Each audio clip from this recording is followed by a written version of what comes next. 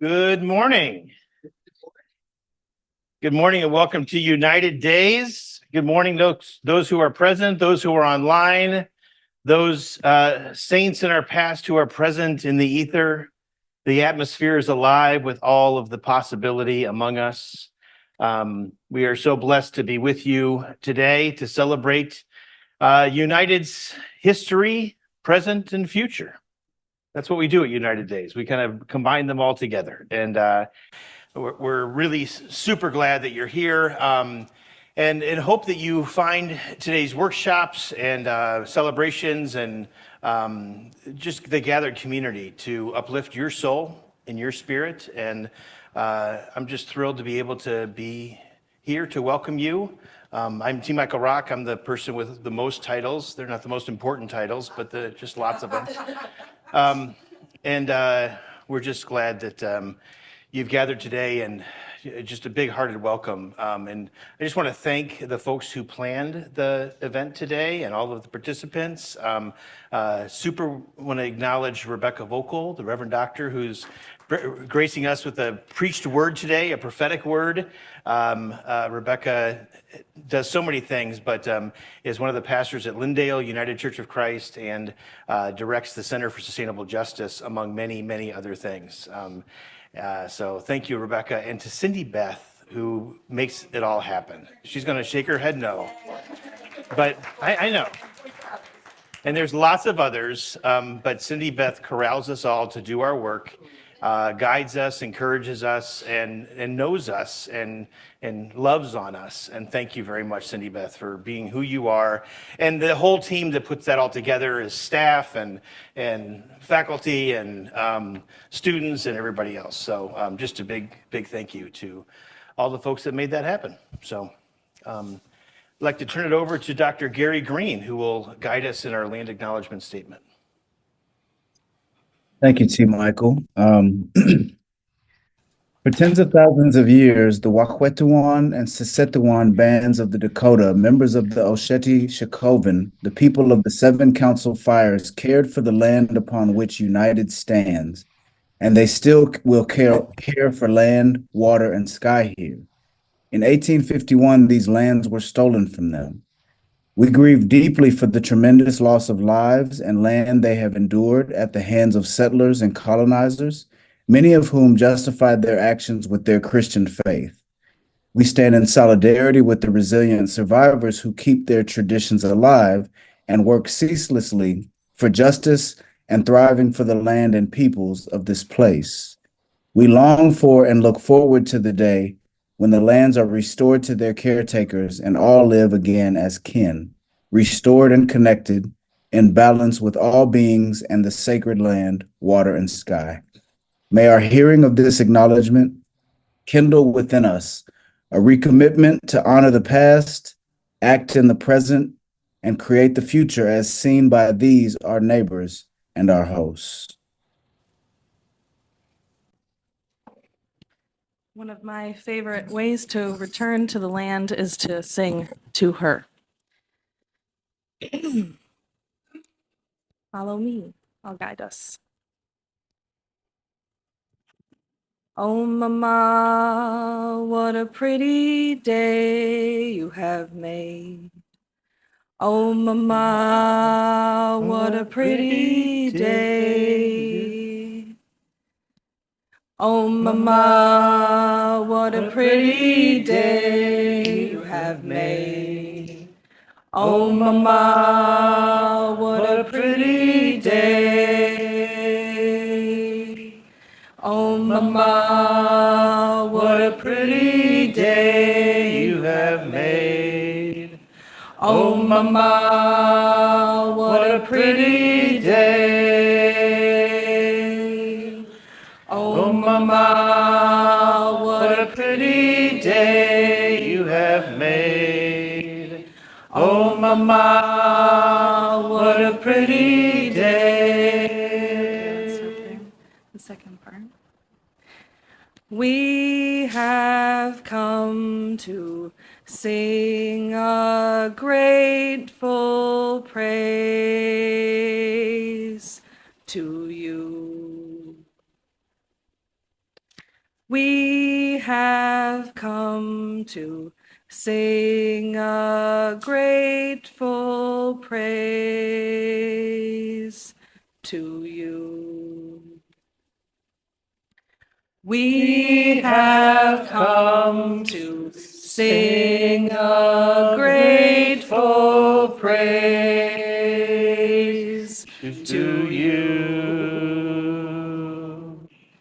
We have come to sing a grateful praise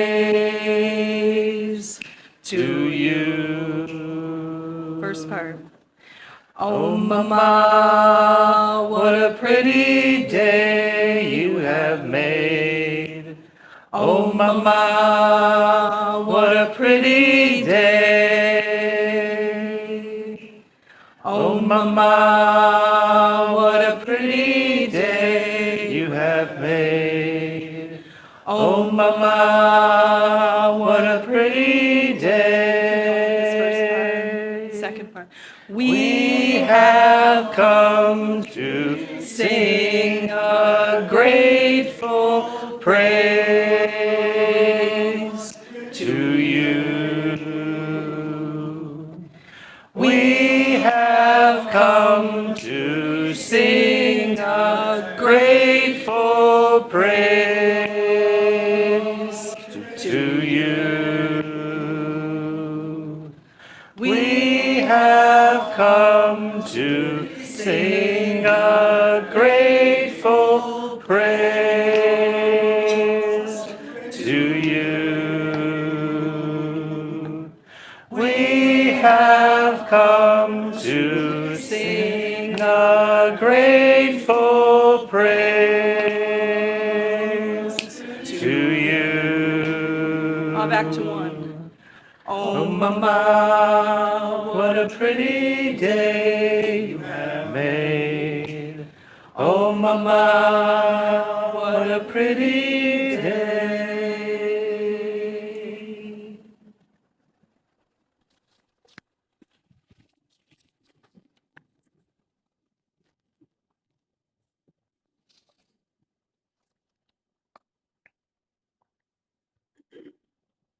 Courage by Herrick Carlson from Speak It Plain, Words for Worship and Life Together.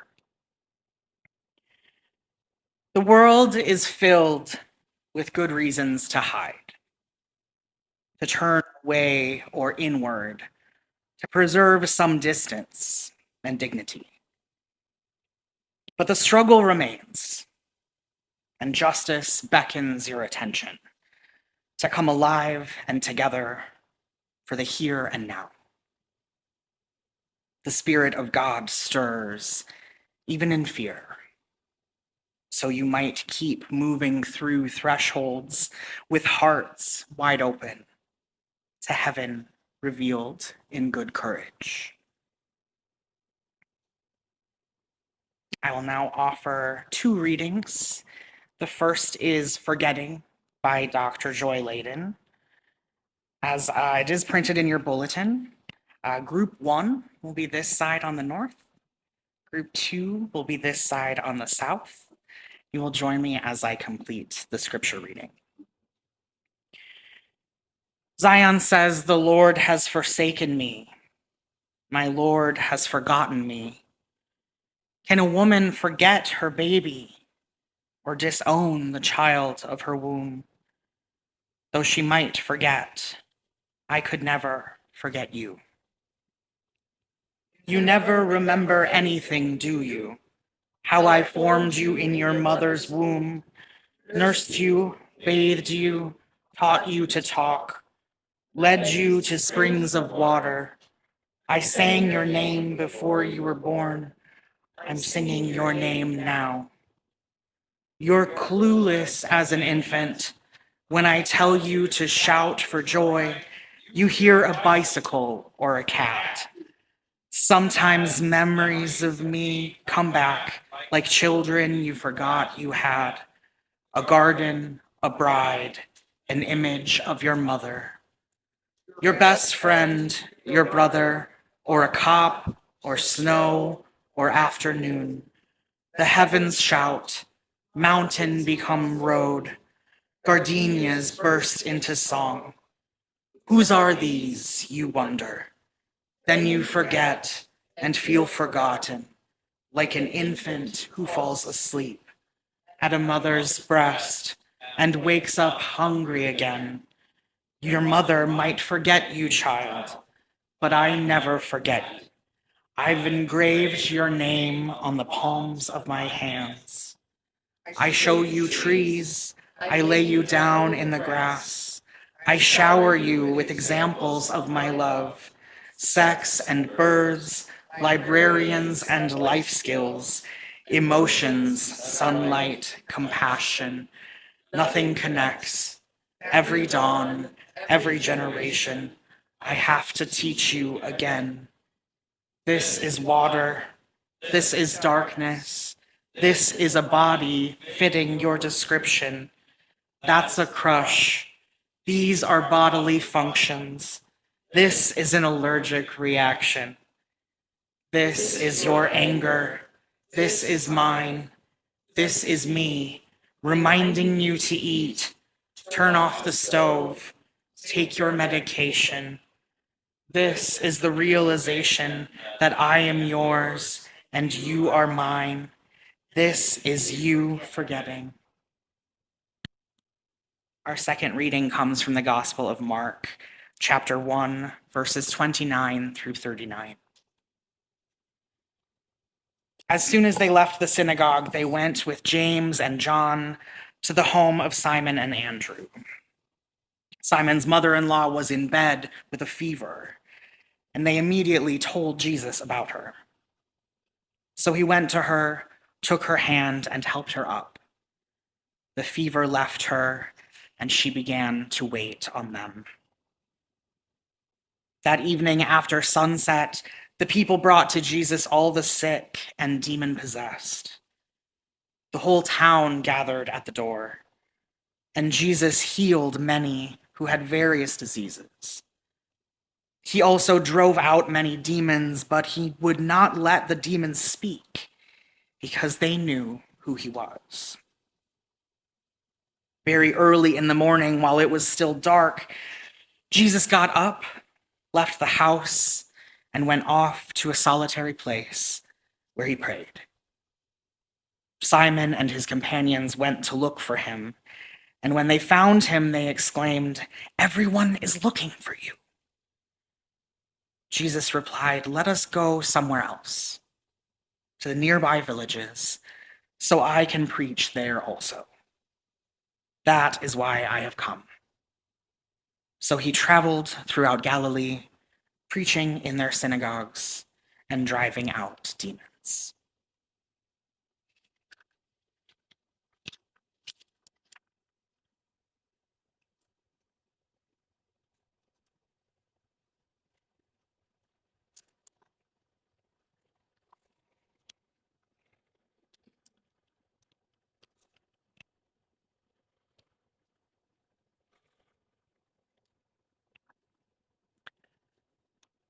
It was 6:15 on Friday evening, September 1st, and we had just turned onto Highway 55 outside of Hastings.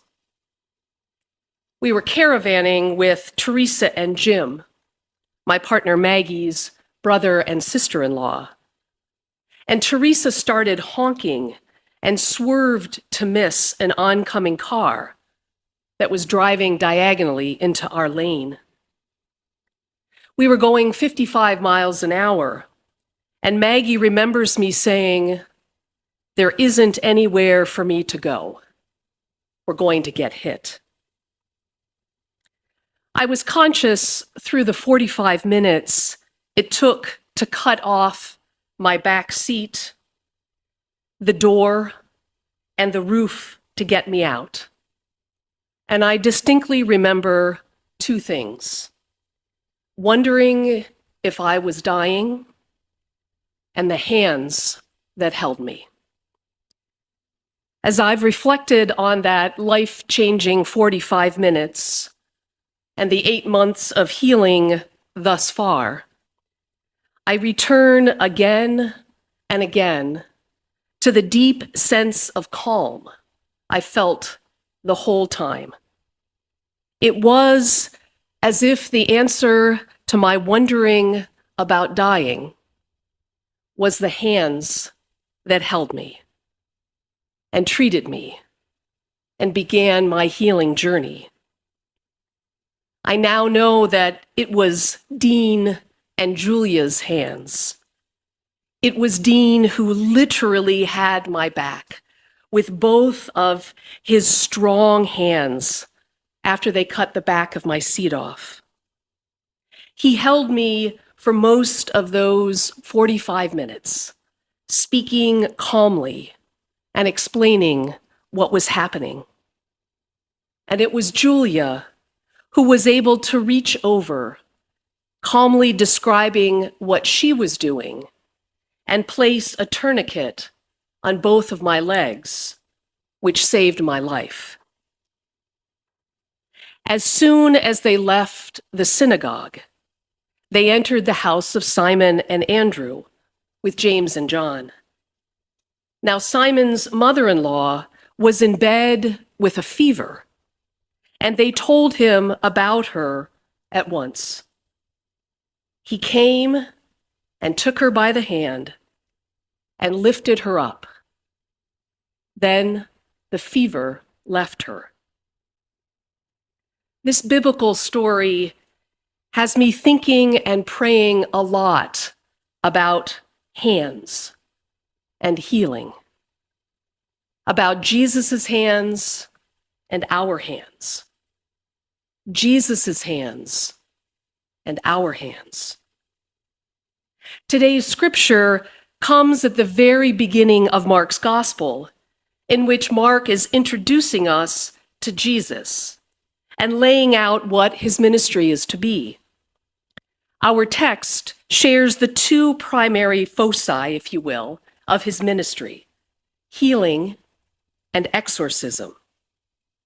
Now, I don't know about you, but I have a visceral reaction to the notion of exorcism. I think particularly as a lesbian, the specter of too many queer elders, and frankly, my queer contemporaries, experiencing literal exorcisms as well as attempted psychiatric ones, makes me deeply suspicious of that word. But I have been greatly helped by Ched Meyer's commentary on Mark's gospel called Binding the Strong Man.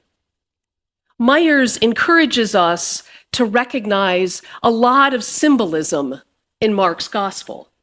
In particular, Myers says about the few verses right before our text, quote, "From the moment he strides into the Capernaum synagogue, it becomes clear that Jesus' kingdom project is incompatible with the local public authorities and the social order they represent. A demon immediately demands that Jesus justify his attack upon the authority of the political and religious establishment. Jesus vanquishes this challenge and commences his ministry of healing," unquote. In other words, in order to be about the constructive ministry of healing, love, justice, and peace, Jesus must also be about the deconstructive ministry of exorcising the status quo of some people having most of the power and stuff, and others being outcast, impoverished, and oppressed. This context helps me hear our text very differently. How about you? That evening, at sunset, they brought to him all who were sick or possessed by demons, and he cured many who were sick with various diseases and cast out many demons. And he would not permit the demons to speak because they knew him. In the morning, the disciples said to him, Everyone is searching for you." He answered, "Let us go to the neighboring towns, so that I may proclaim the message there also, for that is what I came to do." And he went throughout Galilee, proclaiming the message and casting out demons. That kind of Jesus, I am definitely able to follow. You may or may not know that I preach a lot about the deconstructing, exorcising the demons of empire Jesus a lot. It is at the heart of my theology and faith, and I believe it is a core part of the call of decolonized and decolonizing Christianity. And I believe so even more in this moment of burgeoning white nationalism. And this morning, at this moment in my life, I am also drawn to Jesus's healing hands and what they invite us to receive. In his poem, First Things, Philip Booth articulates some of what is stirring in me. "Lie back, child. Let your head be tipped back in the cup of my hand, gently, and I will hold you. Spread your arms wide. Lie out on the stream and look high at the gulls. As you float now, where I held you and let go, remember when fear cramps your heart, what I told you. Lie gently and wide to the light year stars. Lie back, and the sea will hold you." The Holy One finds so many hands to hold us if we can but receive. Sometimes it is the hands of the ocean or the firm hands of the earth. Our family discovered how we were held in the hands of community, hands on the rake and mower for fall yard cleanup, through cooking hands and card writing hands, and maybe most importantly, through praying hands. About a month after the accident, I was starting to get scared because I couldn't sing. It probably had to do with 3 intubations and the powder from the airbags that got into my lungs. But every time I tried to sing a hymn, I wasn't physically able. And I was scared I might never be able to again. And then a friend sent along a video of Bishop Yvette Flunder giving a talk about some of the hatred that had been directed toward her because of who she is. She talked about how she felt deeply afflicted and how her soul was wounded. And then she paused, and very slowly she sang, "There is a balm in Gilead to make the wounded whole. There is a balm in Gilead to heal the struggling soul." And as she sang, she lifted up her hands, and it was as if she were reaching out to me, and I began to sing along. My friends, as we find ourselves at the intersection of spirit and struggle. We are called into the deconstructive, exorcising work of dismantling white nationalism. It is not a call for the faint of heart. And we cannot begin to be about the sacred deconstruction without the healing balm of the divine hands holding us. There is a balm in Gilead. There is a healing balm. Even as God in Jesus reached out a hand to Simon's mother-in-law, the sacred finds a myriad of ways to reach out healing hands to us, if we but can receive. For me, it has been Dean and Julia and Yvette's hands. Whose hands has it been in your lives? And it doesn't feel like a debt, but having received so exquisitely, I am so curious how the sacred will use my hands and your hands and our hands together in the healing of this broken and beautiful world. Amen.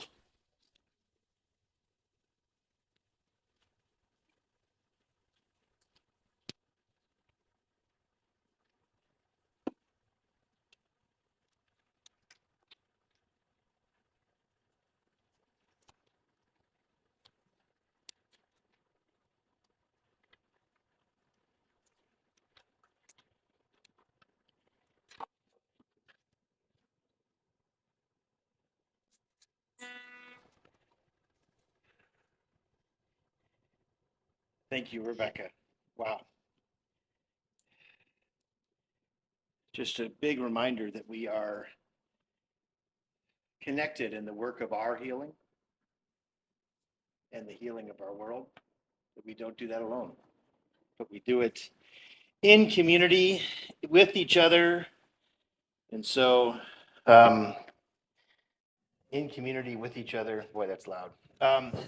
And so in the spirit of that, we're going to sing this song. It's in your program, Enter My Heart.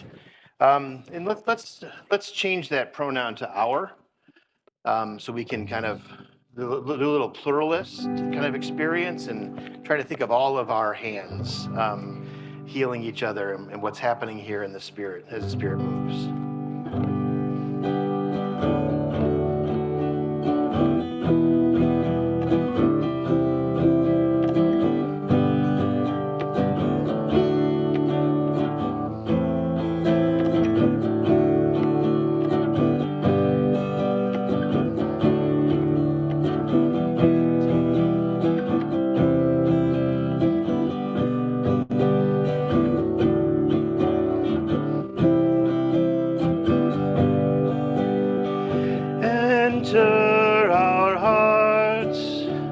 Enter our hearts, O Spirit of power and love.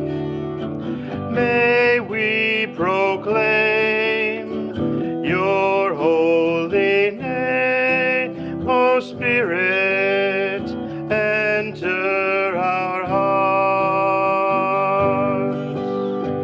Enter our minds, enter our mind, O Spirit of power and love. In us increase your holy peace, O Spirit, enter our minds, enter our life, enter our life, O Spirit of power and love. May we fulfill your holy will, O Spirit, enter our lives. to the first verse.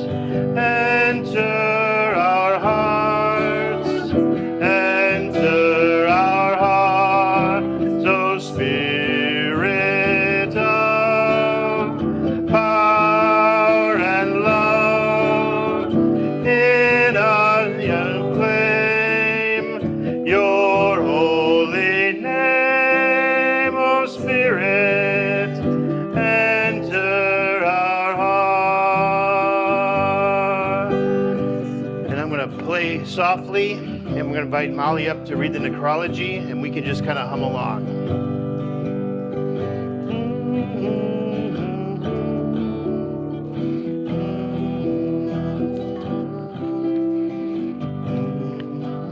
These beloved alums have departed since we last gathered. Let's remember their life and their legacy.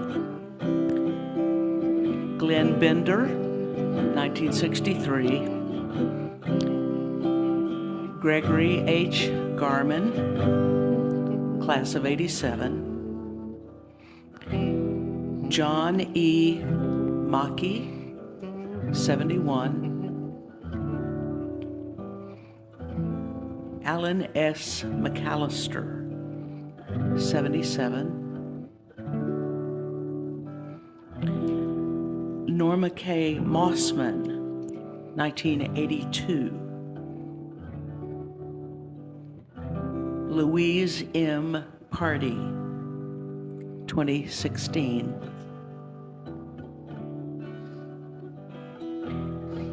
David Plum, 1974. Stephen A. Protzman, 2009. Meredith L. Robinson, 1984.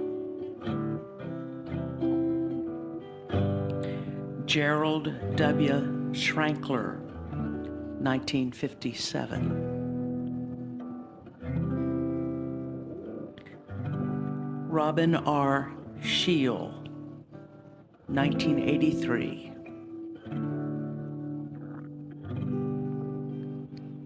Robert H. Tucker, 1981.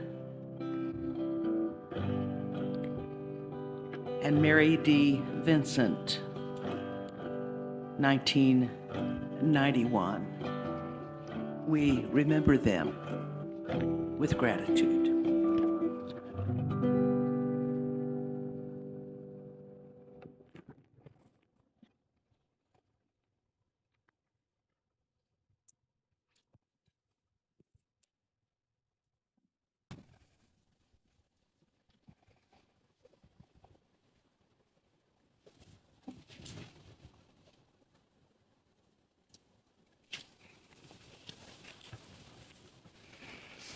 Loving God of many names, we are grateful to be gathered here, an assembly of witnesses from many generations, identities, experiences, and circumstances, joined together in body and in spirit to renew our united commitment to work, pray, and insist on liberation and justice for all of your holy creation. May our thanksgiving and praise resound through the conversations and revelations sure to come. May we each be blessed to offer and receive healing, inspiration, and joy, as well as held in our anger, outrage, and grief, resting tenderly in the web of your divine connectivity, yet bravely exposed to your storming winds of change. I offer a prayer of healing from the Reverend Dr. Claudio Carvalhes's brilliant project, Liturgies from Below. What really matters, your eyes and mine, is not legalized justice written by hands stained with blood, impunity, or corruption.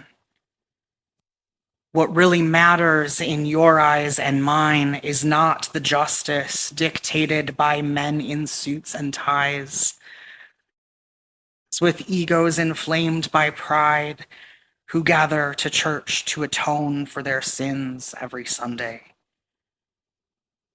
What really matters in your eyes and mine is the infinite humanity that dwells in each being, made in your image and likeness, through the divine grace embodied in all. What really matters in your eyes and mine is the genuineness that comes from the hands of the peasant, the worker, the incessant laborer, the young visionary who dignifies their life. What really matters in your eyes and mine cannot be guessed, for it is an incessant search for justice here and now on earth. You fight for it, you love it, you respect it, and you work for it every day.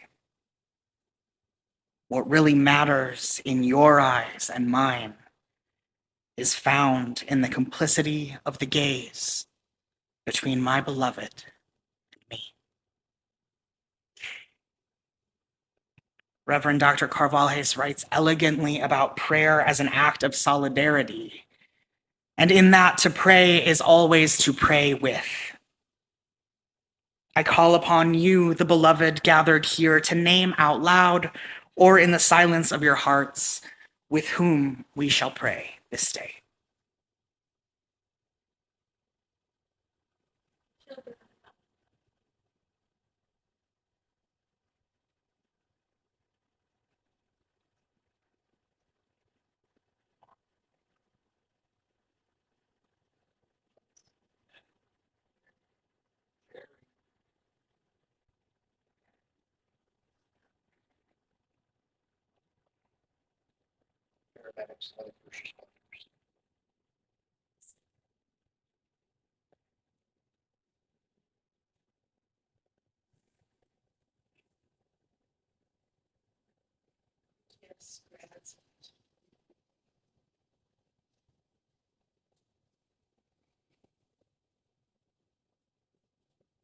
We lift these prayers to you, O infinite God, in holy covenant, that as you love us, we love our neighbors, ourselves, and all of creation.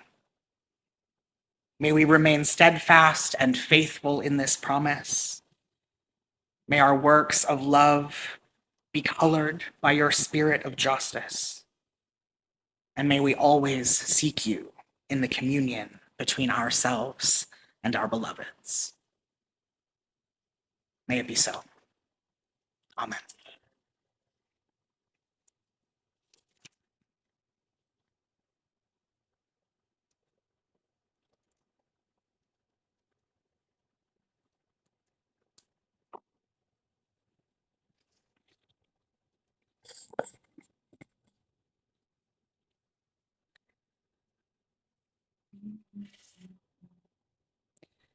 Keep walking, keep singing, keep praying, keep trusting, keep on letting go into love. Keep walking, keep singing, keep praying, keep trusting, keep on letting go into love. Keep walking, keep singing, keep praying, keep trusting, keep on letting go into love. Keep walking, keep singing, keep praying, keep trusting, keep on letting go into love. Keep walking, keep singing, keep praying, keep trusting, keep on letting go into love. Let me chunk that out a little bit. Keep walking, keep singing, keep praying, keep trusting, keep on. Try that. Keep walking, keep singing, keep praying, keep trusting, keep on. Letting go into love. Keep walking, keep singing, keep praying, keep trusting, keep on.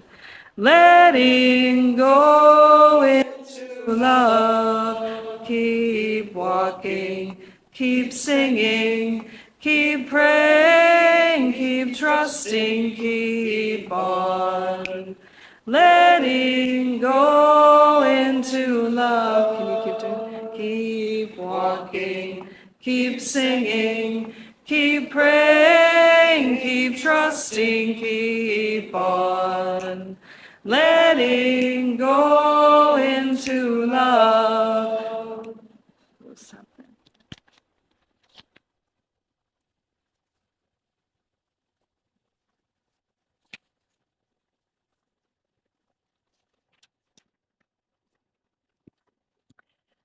We're going to offer a blessing that is a poem by Aurora Levins Morales. If people are familiar with Ricardo Levins Morales, this is his sister Aurora, who is a Puerto Rican Jewish poet, brilliant, badass human being. And we offer these words as a blessing as we close. Last night, I dreamed 10,000 grandmothers from the 1,200 corners of the earth walked out into the gap. One breath between the bullet and the flesh, between the bomb and the family. They told me we cannot wait for governments. There are no peacekeepers boarding planes. There are no leaders who dare to say every life is precious, so it will have to be us. They said, we will cup our hands around each heart. We will sing the earth's song, the song of water, a song so beautiful that vengeance will turn to weeping. The mourners will embrace, and grief replace every impulse toward harm. 10,000 is not enough, they said. So we have sent this dream, like a flock of doves into the world, into the sleep of the world. Wake up and put on your shoes. You who are reading this, I am bringing bandages and a bag of scented guavas from my trees. I think I remember the tune. Meet me at the corner. Let's go. Wow.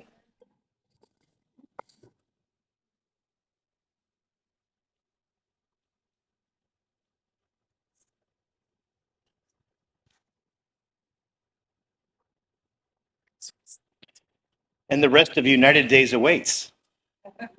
Go make friends. Go renew acquaintances. Go love on each other. Amen.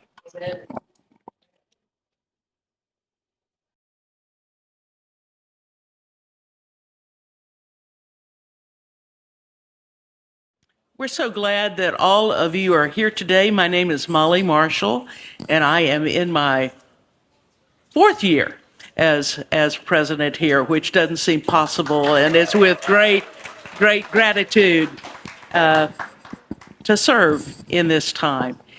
Let me identify some of the folks who are in the room. We've got trustees here. If you are a trustee or a former trustee, Jeff, would you all wave? Thank you all for being here.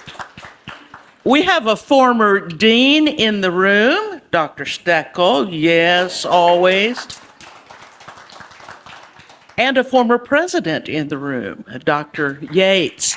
So good that you are here. one of the nicest things about serving here is that Wilson and I get to do presidenting things on occasion together. I'm grateful, very grateful for that. How about alums? Anybody an alum from the 60s? I don't think you're telling the truth, Mallory, when you stuck your hand up. Yes, Chuck, you are. Very good. Were you at Mission House? Is that correct? Yes, sir. Class of 1960. All right. Very, very fine. Do we have anybody from the 70s here? Yes. Yes, Sue, Karen, yes. Eric, yes, good. Wonderful. How about the 80s? All right. Very good. And the 90s? Very good. And then the 2000s. Yay! Good. And the 2010s and forward. All right. Very, very good. Pardon? Any potential students here? All right. Oh, yes, yes. All right. Good.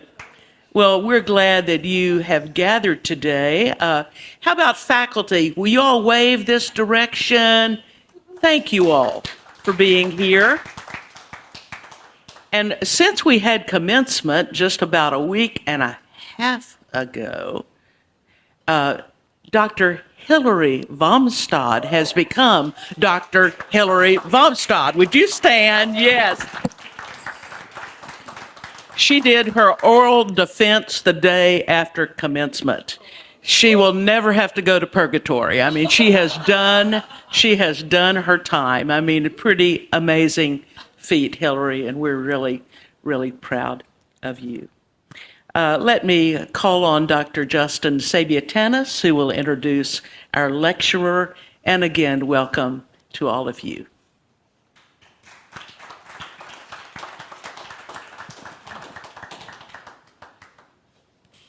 Thank you and good morning. So an alum of United, Priscilla Braun, from the 1980s, established the Susan Draper White Lectures in memory of her grandmother. And this endowed event allows us to offer regular lectures that explore and celebrate women in religion, theology, and ministry. And we are so pleased and honored to introduce Dr. Joy Ladin as this year's Susan Draper White Lecturer. Now, there are many, many laudable aspects and accomplishments that I could share with you today to introduce Dr. Ladin.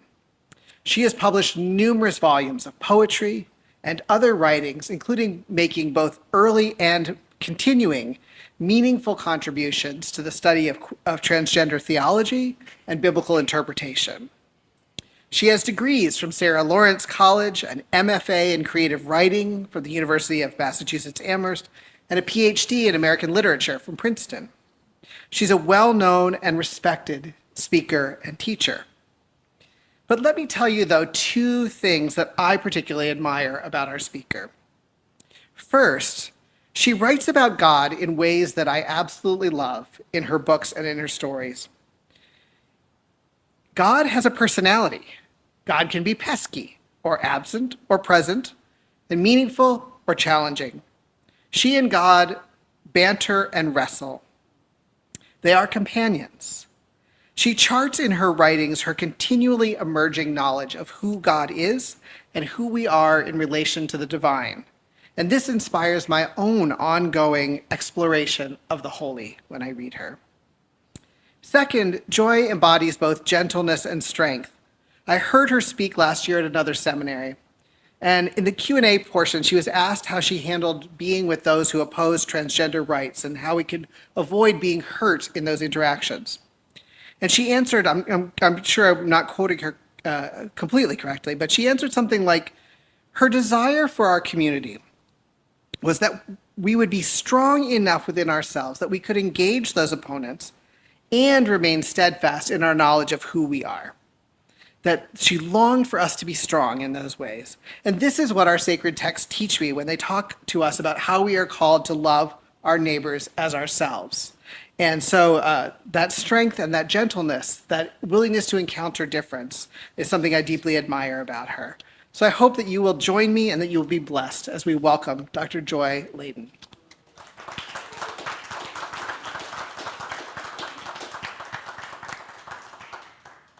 Thank you so much, Justin. It's an honor and really a thrill to get to be here with you and talk about things that I love and love talking about, and don't have a lot of folks who are willing to sit there and talk with me about them. So thank you all for doing that. Before I go further, I want to make sure, am I audible? I'm not hearing any protests otherwise, so I'm going to assume that I am. All right. Tradition teaches us to hear the God who speaks in the Hebrew Bible as He.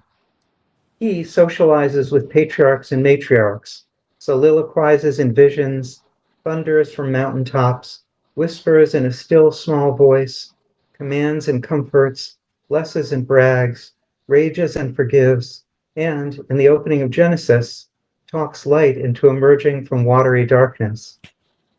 But neither tradition nor the Bible tell us how it sounds to hear divinity as she. Rabbinic Judaism took a step in this direction by imagining a female-identified immanent aspect of divinity, the Shekhinah, to complement the male-identified transcendent God who dominates tradition. Unlike the thundering, commanding, transcendent He, the rabbis imagine the Shekhinah as dwelling with rather than beyond us, sharing our joys and struggles. But they don't describe how the Shekhinah speaks, or how conceiving of divinity as female might challenge patriarchal traditions. For most of my life, I didn't wonder about those things either, because despite all the capitalized he's in biblical texts and Jewish prayers, I never thought of God as male. Even though I grew up in a non-religious family, as long as I can remember, I felt God's presence and a sense of kinship with God as someone who, like me, didn't make sense in terms of binary gender.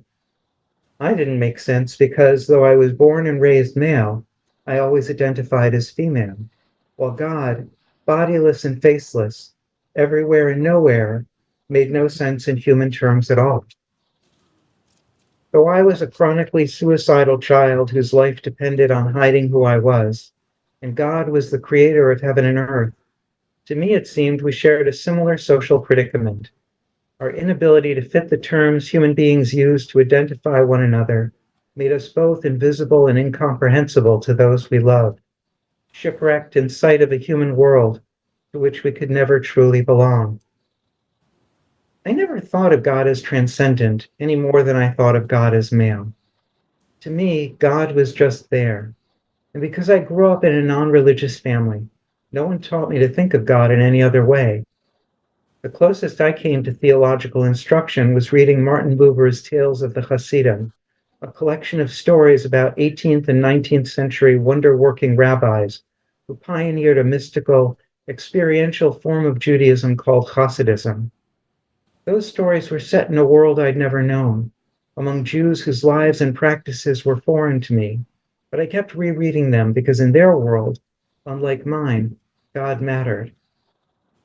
One story that stayed with me describes a pious man who gradually becomes consumed by the fear that, as he put it, there is no judgment and no judge, by which he means no God to witness or give meaning to his life. He withdraws from his religious community and family and flees to a distant city, where he locks himself into a tiny rented room and stares into the existential abyss his doubts have opened. Suddenly, he hears a knock at the door. When he opens it, he sees his rabbi, who smiles at the agonized man and says, "I know, my child, and if I know, how could God not know?" To me, the story was as puzzling as it was moving. My peculiar feeling of intimacy with God made it hard to understand the man's crisis of faith, or the idea that God is a distant judge, encountered only when life was over, that precipitated it. I couldn't imagine how he could need another human being to know that God knew and cared about him. I lacked the empathy and theological sophistication required to see that thinking of God as judge had enabled the man to feel that his life mattered to God and to recognize God's presence in a world where good people often suffer and evil is rewarded. It took me decades to realize that my own relationship with God also depended on thinking of God in a particular way, and that my conception of God, like his, had theological costs as well as benefits. Thinking of God in terms of God's inability to fit human categories made me feel close to God, but it also made it hard to understand others' spiritual lives, particularly the struggles of those who thought of God in male-identified terms like God, judge, or king, that make God seem distant.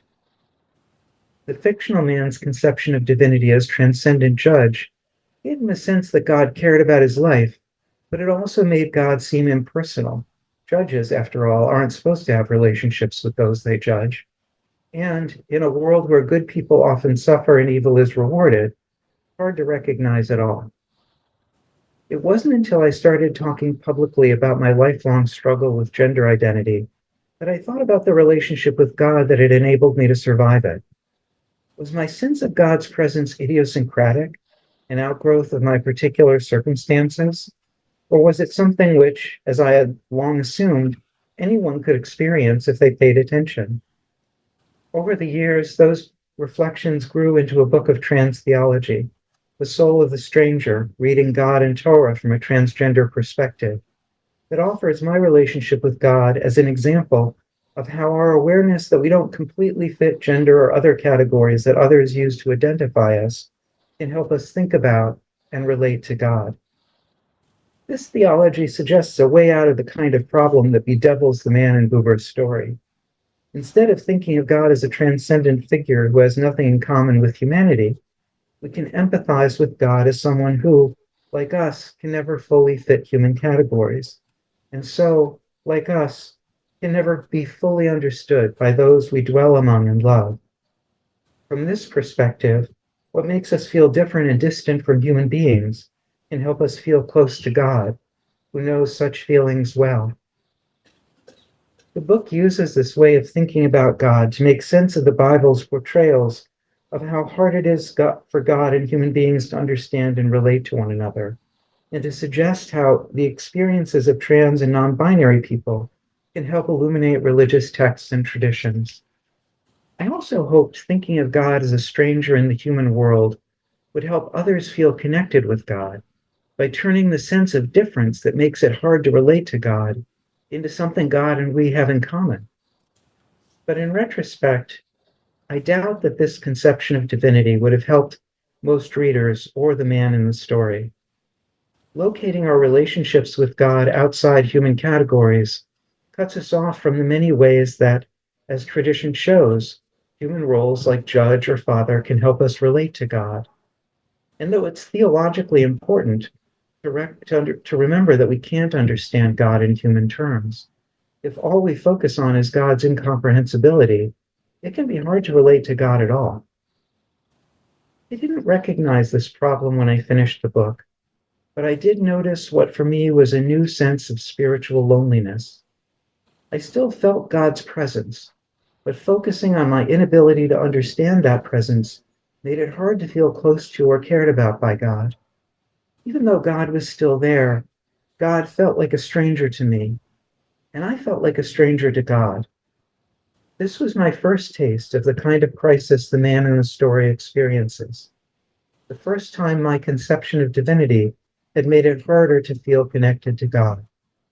Though I had no words for it at the time, I was longing for another way to think of and relate to God, a way that linked God's transcendence of human categories like gender with divine presence and love.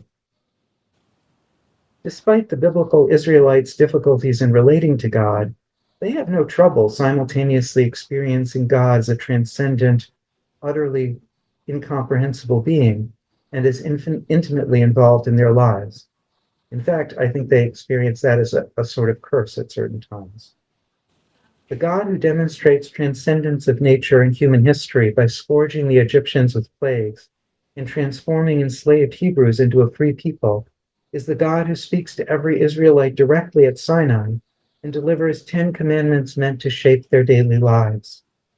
The God who thunders those commandments from above is the God who feeds the Israelites manna every morning, a God so close that God's feelings are hurt when they complain about having to eat the same thing for decades.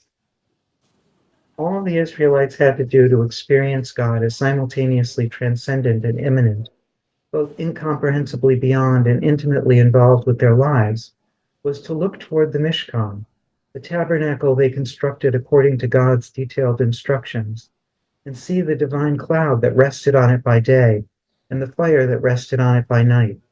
Visible signs of God's presence they followed through the wilderness to the promised land. After the 5 books of Moses, though, this fusion of transcendence and immanence weakens, with more emphasis on God's transcendent judgment and control of human history, and fewer divine manifestations that portray God as directly involved in human lives. Even when God appears at the climax of the book of Job, rather than answering Job's anguished questions about the meaning of his sufferings, God silences him with a torrent of rhetorical questions, highlighting God's incomprehensible power. I'm not a scholar of Judaic thought or culture. I'm what my wife calls an amateur theologian, although a passionate one.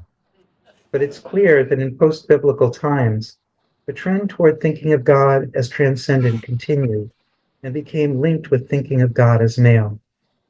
This linkage fits the masculine pronouns and case endings the Hebrew Bible usually uses in connection with God, and the male associated terms, such as Lord, warrior, father, judge, and so on, that are often used for divinity.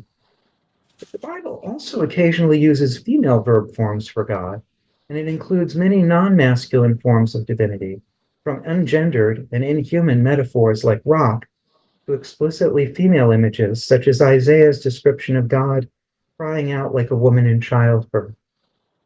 Most importantly, other than angelic appearances, none of God's manifestations to human beings, from Sinai's thunder to Elijah's still small voice, are gendered at all. When Moses at the burning bush asks God for a name he can use when the Hebrew slaves ask who sent Moses to deliver them, God doesn't identify as male and brushes aside the idea of gender or other human-style identity by saying that God's name should be Ehyeh Asher Ehyeh, which can mean either I am what I am or I will be what I will be. Now that I think of it, that would be a great name for many of our politicians. In the rabbinic tradition that blossomed after the Roman destruction of the Temple in Jerusalem, we also find a variety of terms and images for divinity, but the ones that came to dominate religious tradition and popular imagination identify God as both male and transcendent. The male-identified conception of God as transcending and ruling over human history was no doubt comforting to Jewish communities wondering where God was amid centuries of Roman domination. But as Luke Devine and David Ariel and other scholars suggest, this emphasis on God's transcendence opened what Ariel calls an abyss between the transcendent God and Jews traumatized by the struggles of exile, the destruction of their nature, and the loss of the temple. The rabbis bridged this abyss by complementing the male-associated idea of a God who controls and judges humanity from afar with a new, immanent, female-identified conception of divinity, the Shekhinah. The idea of the Shekhinah grew out of rabbinic reflections on the part of the Hebrew Bible that describe God dwelling in the midst of the Jewish people, particularly those where the verb for dwell, from the Hebrew word shechan, is conjugated with a feminine case ending. And I can't tell you how utterly characteristic it is of rabbinic tradition that an entire theology would grow out of a single verb in the Hebrew Bible. That's really the way the rabbis roll. Unlike the male-identified transcendent aspect of God, the rabbis imagined the Shekhinah as immersed in daily experience, so close to human feelings and experiences that she weeps at our funerals and dances at our weddings. As befits a female-identified outgrowth of patriarchal religion, the Shekhinah is imagined as not only complementing, but as subordinate to the male-identified, transcendent aspect of divinity, suffering and enduring the existence he controls, remaining silent as he commands and instructs, exiles, and redeems. When I was growing up in the 1960s, the Shekhinah was little more than a footnote to mainstream Jewish thought and practice. She was mentioned in a few prayers and some oft-cited rabbinic sources, but was mostly referred to in connection with Kabbalistic mysticism. In the Kabbalist's widely known tree of life diagram, the Shekhinah is treated not as an aspect of divinity who shares human lives, but as the final step in a 10-stage process by which the incomprehensible oneness of God is differentiated into the world we experience. In other words, the Shekhinah is portrayed as an ontological umbilical cord through which divine energy enters and sustains the material universe. The Shekhinah received little attention from mainstream American Judaism until Jewish feminists began resurrecting her in the 1970s and 80s as part of their efforts to reimagine patriarchal Jewish tradition and practice. Jewish feminism had an enormous impact on non-Orthodox forms of Judaism, leading to the ordaining of women as clergy, the election of women to leadership positions, and an overhauling of Jewish education, liturgy, and institutional policies. Feminist efforts also led to the Shekhinah being highlighted in a few more prayers and liturgical notes, though these changes had little effect on how most American Jews and Jewish theologians thought and talked about God. Though I'd experienced the institutional effects of Jewish feminism my whole adult life, I didn't become aware of Jewish feminist theology until the late 2010s, when, in the course of working on The Soul of the Stranger, I belatedly encountered a famous exchange between two leading Jewish feminists, Cynthia Ozick and Judith Plaskow, in the early 1980s. Ozick, an Orthodox Jew and acclaimed writer, had published an essay called Notes Toward Finding the Right Question, in which she explains what she considers the proper focus of Jewish feminism, challenging the treatment of women as lesser and other in traditional patriarchal Judaism. Ozick rejects the idea that Jewish feminism should also engage in theology, particularly objecting to their calls to include female conceptions of God in liturgy by, for example, referring to God as queen rather than the traditional king of the universe. Such efforts, Ozick sneers, stun with their crudeness. Millennia after the cleansing purity of Abraham's vision of the one creator are returned as sex goddesses, fertility goddesses, mother goddesses. This is the new vision to restore dignity to Jewish women, a resurrection of every ancient idolatry the Jewish idea came into the world to drive out. So she's not a fan.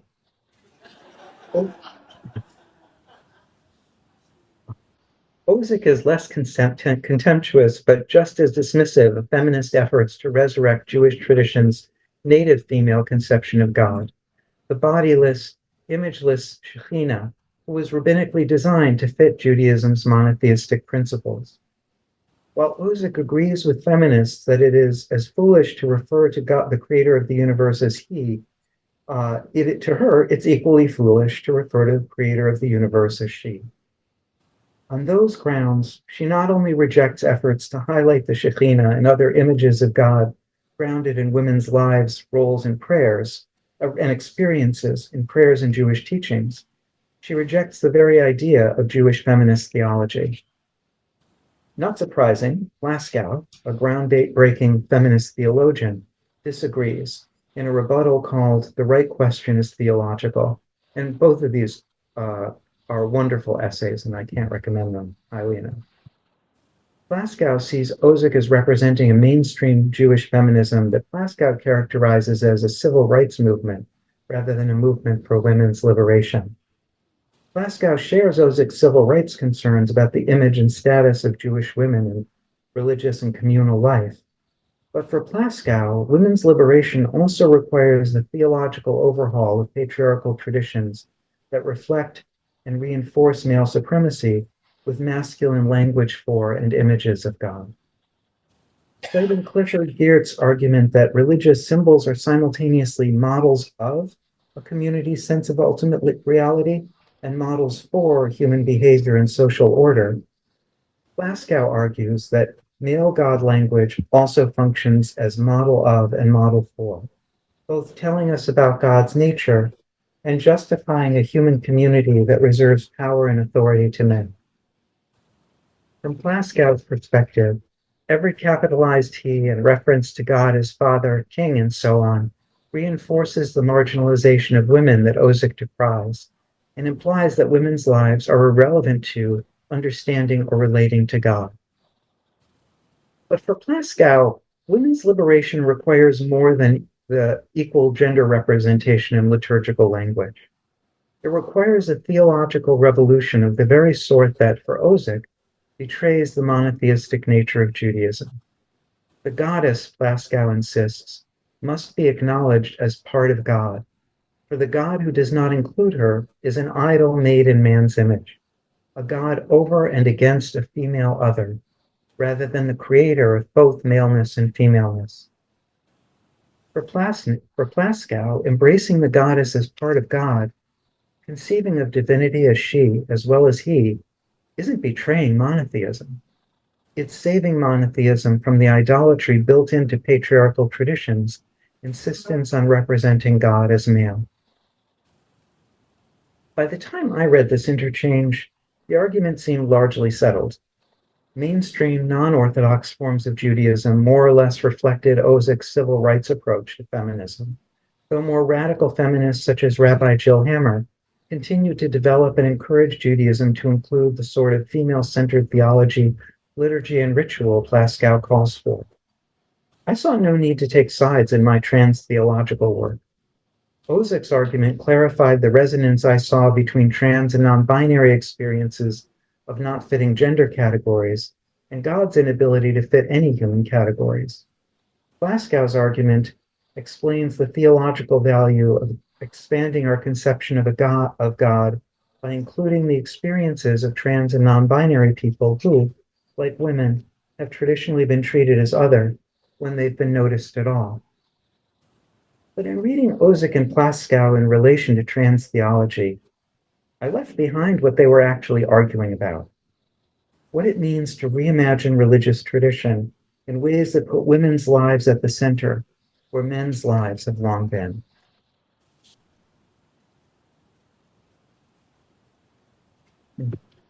Sorry. I didn't take that question personally until the spiritual loneliness inspired by my version of trans theology and a chance invitation to read poetry at a Shekhinah conference kindled my longing to hear the Shekhinah speak. At first, I responded to the invitation the way I respond to most poetry gigs, by rummaging through old poems to see what might be relevant. I'd written a few poems focused on the Shekhinah or Shekhinah-like presences in my 20s, but as I knew at the time, they weren't really about the Shekhinah.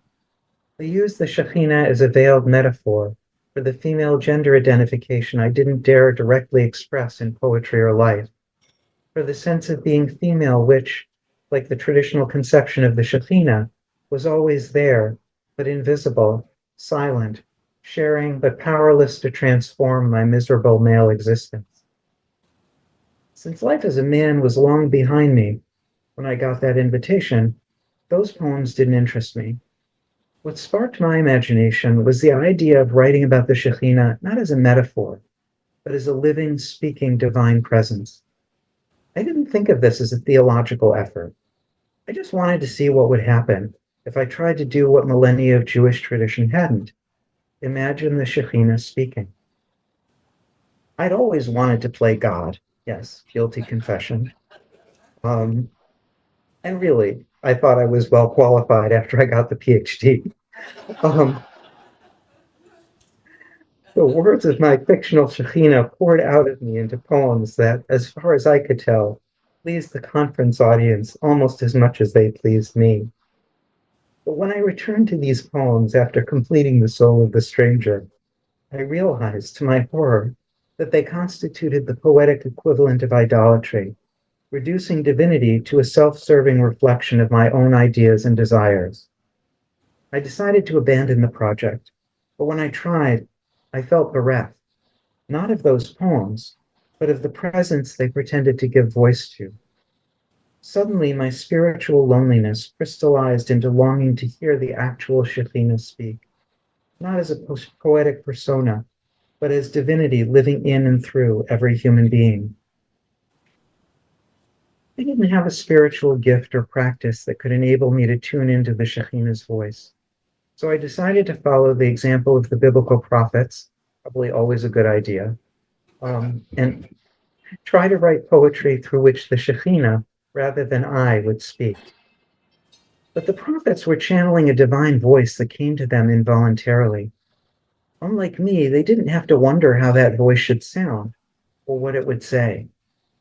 I decided that instead of trying to imagine what the Shekhinah would say, as I had when writing the poems for the conference, I tried to discover her voice by rearranging language that wasn't mine, the way moving magnetized words around on refrigerators can lead us to sentences we'd never come up with on our own. To increase the odds that this method would lead me to the Shekhinah, I mixed words from Isaiah's divine monologues with words from articles in Cosmopolitan, the women's magazine, hoping that by arranging and rearranging biblically certified God language and editorially certified women's language, the Shekhinah's voice would eventually emerge. Since tradition offered no examples of what that voice should sound like, I kept moving words around until sentences formed that seemed to be speaking directly to me in a voice that made me feel naked, exposed by a love I couldn't evade, a love that made me afraid. Here's an example of that voice, which emerged as I mixed language from Isaiah 47, where God says, "You say to yourself, I am, and there is no one besides me," and a Cosmo article called "The Scary, Scary Way Your Friends Are Losing Weight." Exactly. Melting away. I sit in the stubble of your heart, listening to you say, I am. I am, you say, and there is no one besides me, by which you mean no one to remember, no one to love, your wise and childish, tender, obsessive, intermittent selves, melting together, melting away. I am, I say, but you don't hear me. On good days, you wish I was there. On better days, you crave me. On the best days, you feel me, sitting amidst the brokenness of your body, your strange, shiny pleasures and cardiac butterflies, lifting the veil of your darkness, setting your dust on fire. I am, I say, and there is no one besides me. And for a moment, you know it's you I'm calling, that I'm the love into which you're falling, evaporating, one I am at a time, a part of you, the only part that isn't melting away. This is the voice I hear as the Shekhinah's, a voice that speaks from a perspective far beyond and deep within us, from which she observes every psychic twitch and tremor of the human you she addresses, the you she means to signify each of us, including each of you and me. That's what scares me about her voice, and what makes it feel like hers rather than mine. Unbound by time, space, or mortality, the Shekhinah somehow comprehends the fragmented, narcissistic whirl of existential terror, loneliness, and fleeting realization I try to conceal from everyone, including myself. This is an extreme form of what theologians call immanence. Immanence isn't a static quality, as we see in the Hebrew Bible, which portrays God in many kinds of proximity to humanity, filling the woven walls of the newly finished tabernacle, arguing with Moses, responding to the elderly Sarah's silent laughter at the idea that she and Abraham are going to have a child. But in melting away, the Shekhinah comes so close that the categorical difference between divinity and humanity blurs and sometimes melts away. The Shekhinah identifies herself by identifying us, describing our feelings from a perspective that enables her to simultaneously experience, transcend, and reflect back to us the conditions, mortality, fragmentation, isolation, the strobe-like flickering of self-awareness that define our existence. That's how the Shekhinah proves she's there. The Shekhinah comprehends us so completely that it's hard to tell where we end and she begins, an extreme form of immanence that transfigures binary distinctions such as self and other, and human and divine, the way a half twist turns a loop of paper with an inside and outside into a Mobius strip in which each side somehow brings us to the other. This drove me crazy for years when I was a child. We see this at the end of Melting Away, where the Shekhinah's description of our human I am leads seamlessly to the divine I am that surrounds and suffuses it, as her witnessing of our dissolution reveals her as part of us, the only part that isn't melting away. Jewish tradition imagines the Shekhinah's immanence as a female complement to male-associated transcendence. But there's nothing gendered about this category transcending proximity to humanity. In fact, in Melting Away, and in many of these poems, there's nothing to identify the Shekhinah as female at all. This, I suspect, would disappoint Judith Glasgow, but come as a relief to Cynthia Ozick, as well as to Jewish feminists who, like Marcia Falk, sought to reimagine Judaism's patriarchal theology, were skeptical of championing the Shekhinah as an equal opportunity aspect of divinity, because, as Falk writes, in Jewish tradition, the Shekhinah has never been on equal footing with the male-identified God, of which she was only a manifestation. And while I like the name itself, Shekhinah, from the Hebrew root meaning I dwell, I would like to see indwelling, or immanence, portrayed in ways that are not secondary to transcendence. So too, I would like to see autonomous female images, not ones that imply the essential otherness of women. To Falk, no feminist repurposing can change the fact that the Shekhinah is an outgrowth of a patriarchal tradition that defines her as a subordinate complement to male divinity, and thus as an expression of male supremacy. This leads Falk to call for something we can't find in Jewish tradition: autonomous ideas of both femaleness and immanence that are not defined in relation to maleness or male-associated transcendence. Though Falk didn't convince me to abandon my efforts to hear Shekhinah speak, she helped me recognize that the poems didn't have to portray her as talking in ways we think of as female, or avoid ways we think of as male. As an autonomous female, the Shekhinah could use gendered language, but would never be be limited to or defined by it, because, as God says at the burning bush, she is whatever she is and will be whatever she will be. The same, I realized, must be true of the Shekhinah's immanence. As in the portrayals of God we see in the 5 books of Moses, the Shekhinah's autonomous immanence not only coexists with, but is inseparable from her transcendence, enabling her to share our experiences, lives, and psyches without being limited by the terms of human existence. Rather than presenting a Shekhinah defined in opposition to patriarchal divinity, Melting Away gives voice to a Shekhinah who is independent of the way patriarchal tradition defines femaleness and immanence, a voice that transfigures, dissolves, or shrugs aside the binaries that traditionally shape our ideas of God and divine human relationships. But even when they don't include the kind of female God language Glasgow calls for, women's lives are woven into all the poems in Shekhinah Speaks, through the Cosmo articles from which so much of their language is drawn. Articles whose titles, included as epigraphs, highlight feminist issues such as how medical care fails women, why American women are dying in childbirth, anti-abortion attitudes, I had an abortion in Alabama and my neighbors shamed me, women's sexuality, the G-spot doesn't exist, that came as a shocker to me, and media portrayals of women, 7 empowering life lessons from Buffy the Vampire Slayer. That's a really good read.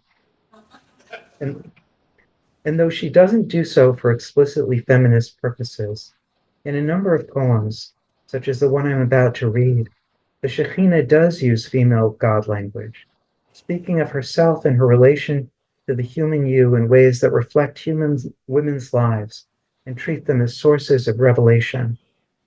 Singing.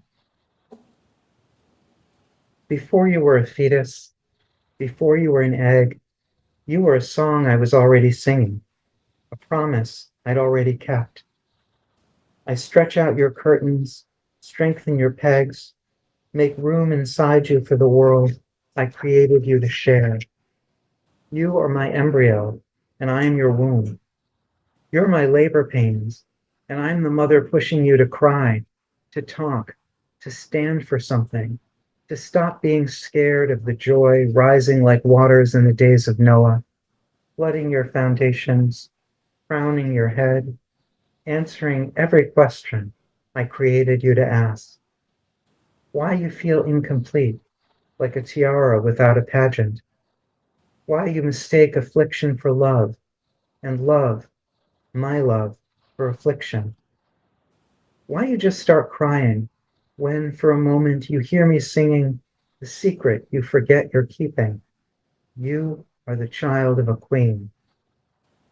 Why it always feels like the first time to you, the first shaking of your mountains, the first bursting into flame, the very first season of your first reality show, on which a queen with a whirlwind where a uterus should be, whose presence fills you with fear, keeps waiting for you to say, I do, to the love, my love, that never stops singing and follows you everywhere. The female God language here, fetus, egg, embryo, womb, uterus, labor pains, queen, mother, tiara, prompts us to understand the Shekhinah's relationship with us in terms of female bodies, roles, and lives. The patriarchal religion tends to portray as irrelevant to, unfit for, or threatening divine human relationships. This offers a glimpse of what Pascal means when she argues that gendered God language elevates certain kinds of lives by presenting them as models of and models for. Just as male God language encourages us to see men's lives as models for understanding and relating to God, the female God language in singing encourages us to see women's lives as models for understanding and relating to the Shekhinah.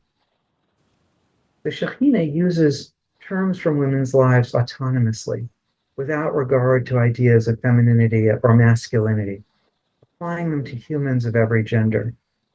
Like the God we hear in late Isaiah, the Shekhinah diffuses the idolatrous danger of imagining God in human terms by shifting too rapidly from one to another to suggest a single, coherent idea of her identity or her gender. Thinking of the Shekhinah as a womb and ourselves as embryos is very different than thinking of her as a woman in labor and ourselves as her labor pains, or of her as a guest on a reality show and ourselves as a contestant she's just proposed to. Such female God language comes and goes too fast for us to reduce the Shekhinah to any human idea of she. But the Shekhinah doesn't use female God language to tell us who or what she is. She uses it to help us understand her binary melting proximity to our lives, not just as a unilateral expression of divine immanence, but as an invitation to share the consensual, reciprocal, mutually vulnerable relationship humans call intimacy. Though the Shekhinah is always there, she wants us to know that just as when we get advice from a mother or receive a marriage proposal, it's up to us whether or not to pay attention to her or what she's saying, whether we're going to ignore, reject, or return her love. So I want to end by reading the final poem in the book, composed of words from Isaiah 47 and a Cosmo article called 12 Achingly Beautiful Bridal Trends You'll Want to Steal for Your Wedding, in which, yeah, I wouldn't wear any of them, but But the Shekhinah uses words from that and from Isaiah to invite us to respond to her presence by saying, as the title says, I do. Unhappy, storm-tossed, uncomforted one, you ache for me even though I'm here, stitching kindness and desolation, flowering in fear, into walls and gates and battlements from which you can always see you don't have to ache for me. I'm everywhere. It's your attention that comes and goes, half inside, half outside, whirling, trailing, twisted and tied. Sometimes I'm an idea you get, sometimes a terror that comes upon you. Sometimes I make you sick, and sometimes I'm just there, a color that goes with everything you wear, an invisible crown winging closer, settling in your hair, a strand of song floating like a veil, calling you to realize, to remember that wherever you are, I am, wrapping you in righteousness, jeweling you with fire, wedding your affliction to my compassion, your once to my forever. It's true. I'm yours. I've always been. The moment you say, I do. Thank you.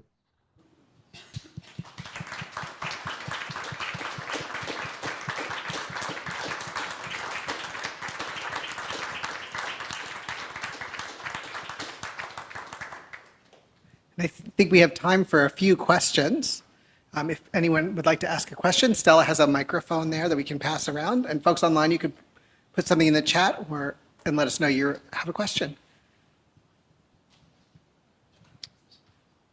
Am I directing a question? Oh, okay. Now that our speaker is back on, I wasn't sure who I was directing the question to.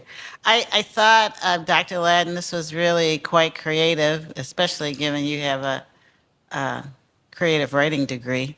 I looked at your LinkedIn account, of course, too.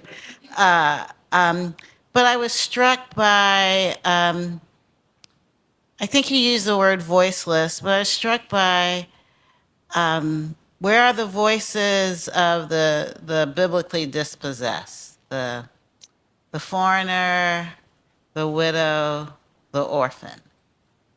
So I was just wondering, how do you interpret that with the Shekinah, since she really wasn't, I mean, at least by the rabbis, the historical rabbis, given a voice either?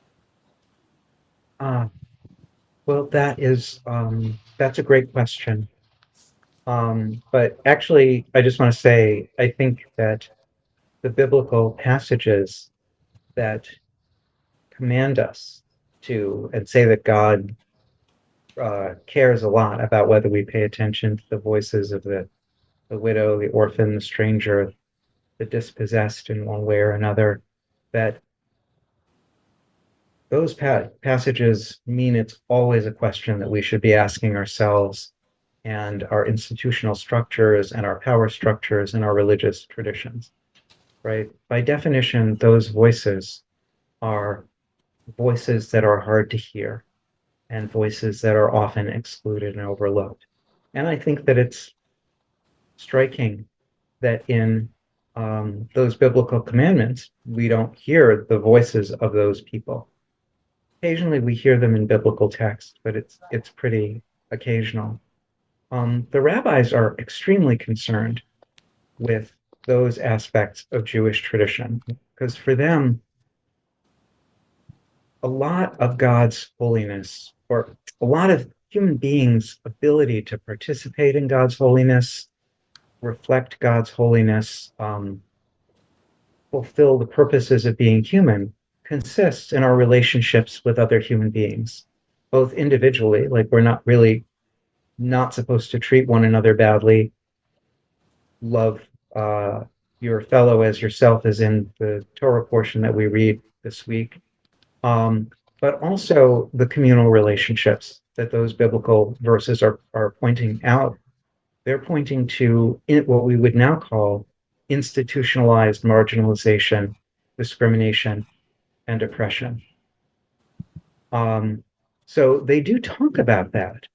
And as I said, not a scholar, but they tell, there are a lot of stories and anecdotes in the whole of rabbinic tradition from the earliest, the Talmud on, where you can get glimpses of women's lives and you hear women's voices and the voices of people you don't ordinarily hear because they're marginalized. It happens in the Hebrew Bible also, like we hear the lepers for a while in that account of the miracle that Elisha prophesizes, the deliverance from the siege. But but they're not there enough. And as far as I can see, they're never there enough anywhere I look. The Shekhinah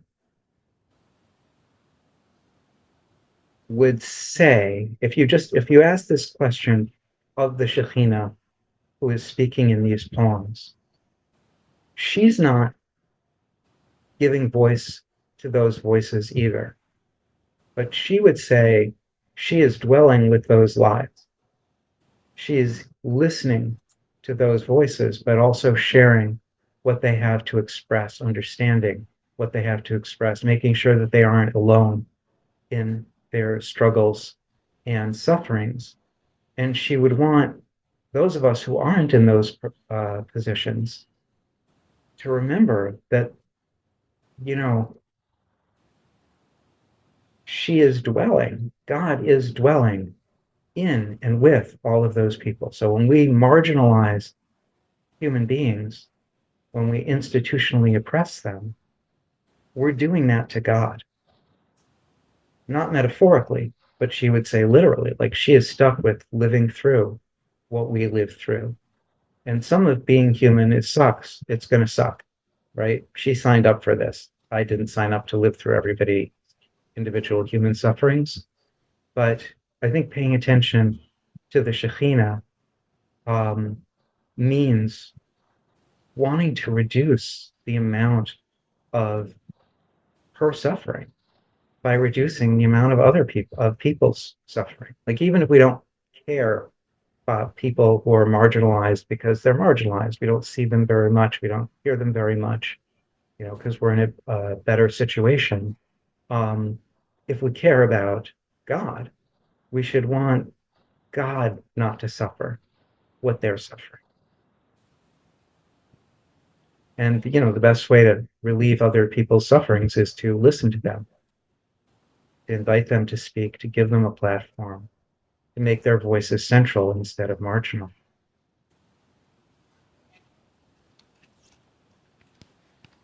Do we have any online questions? No? Okay. Well, thank you. Thank you so much for your lecture. I thought of in a little different frame as you were speaking of Paul Tillich. And Tillich has a statement he makes in which he's talking about transcendence pushed to its ultimate, that there is God beyond God, which we do not know. But what that also meant for Tillich, that all other understandings of God are constructions. Constructions from ideas, from historical moments, from the destiny of a people, from the dilemma of a people. And that what I found exciting is you're constructing a new understanding of God, which does not mean you throw out everything in the past. You deliberately deal with it in order that there is some integration, but it is a new construction. That's just a reflection. Thank you. And thank you. That's a great quote.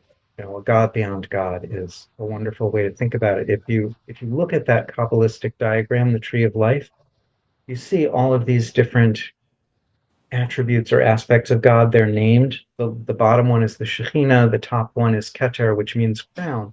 But then beyond that, there's something called Ein Sof, which just means boundless. And I think that's the God beyond God. And it is number one, it's, as I said, it's hard to relate to, at least for me. I'm just an ordinary person, so it's hard for me to relate to the God beyond God. And so I'm really grateful that we have a treasury, and what should be an ever expanding treasury, of ways of thinking about and relating to God. I'm really grateful for people like Judith Plaskow, who reminds us that many of those images are there living in the lives of the people that we don't include in our communities, or we include them but we don't listen to them, so we can't learn from them what they know about God.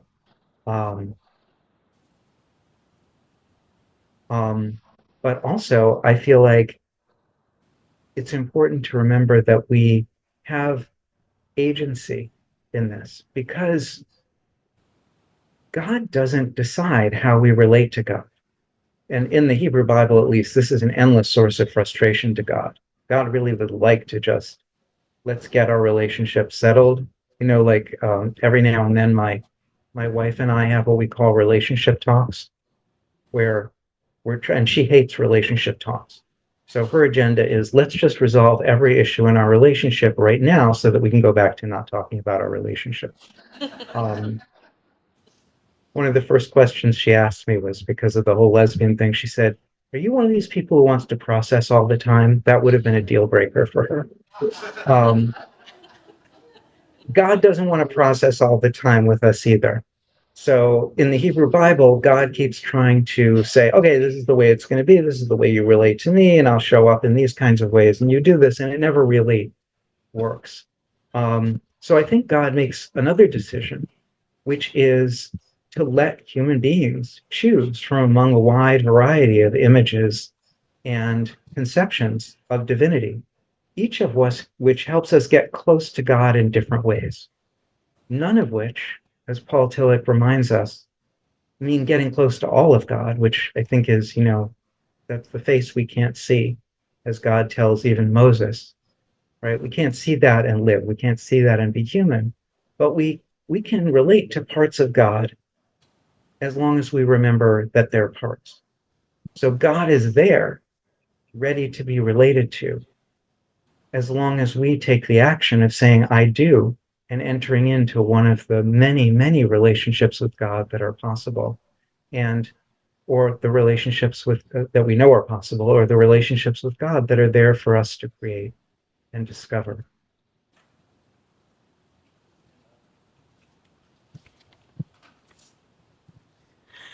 Hi there.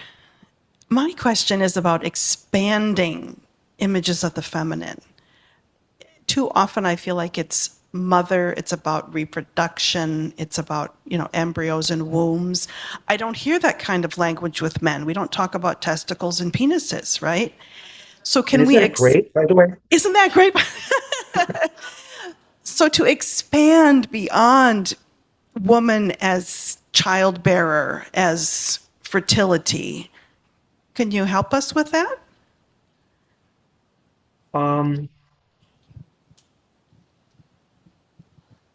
Yeah, well, yes. I mean,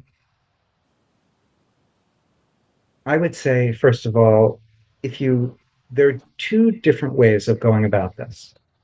And I think these are complementary ways, not contradictory ways.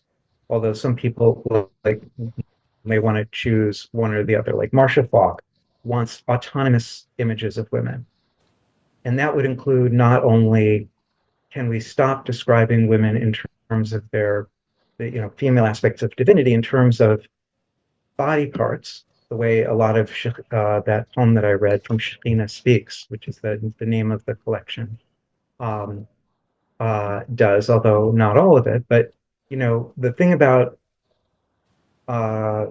women's bodies is, from a patriarchal perspective, from a white male supremacist perspective, that's what you notice about women, that their bodies are different from men's. And as you just pointed out, part of that is also the concealing of men's bodies, right? The fact that you can think of male images and aspects of God without listing body parts. So I think in Jewish tradition, naming the Shekhinah as queen would be an example of a non-body part, but also non-autonomous way of thinking about female divinity. So I think Marcia Falk would have issues with that because queen is defined in relation to king, and every deck of cards tells us which one is superior. But so there's, on the one hand, autonomous images of God, and an example of that would be when the Shekhinah says, "Queen with the whirlwind where a uterus should be." Right. So I think that that's really messing with the traditional identification of female in a way that pushes it toward autonomy. Actually, that language, most of that language, not the whirlwind, but the other language, came from the Cosmo article, which was called "Why This Woman is Proud to Be Called the Pageant Queen Without a Uterus." So another way of expanding female God language is to expand our awareness of the gazillion ways there are to be a woman. And that includes both, okay, pageant queen without a uterus, well, pageant queen, not an autonomous way of thinking female. Without a uterus, we're still talking about uteruses, female body parts, right? So that would be the non-autonomous way of doing it. But there are a lot of everything that women do. And by women, I have a pretty broad definition of women, as you might imagine. But whatever your definition of women is, there are women whose lives and experiences are excluded from it. I guarantee it. You can use female God language that describes God as, as Madame Curie, right? Discovering elements.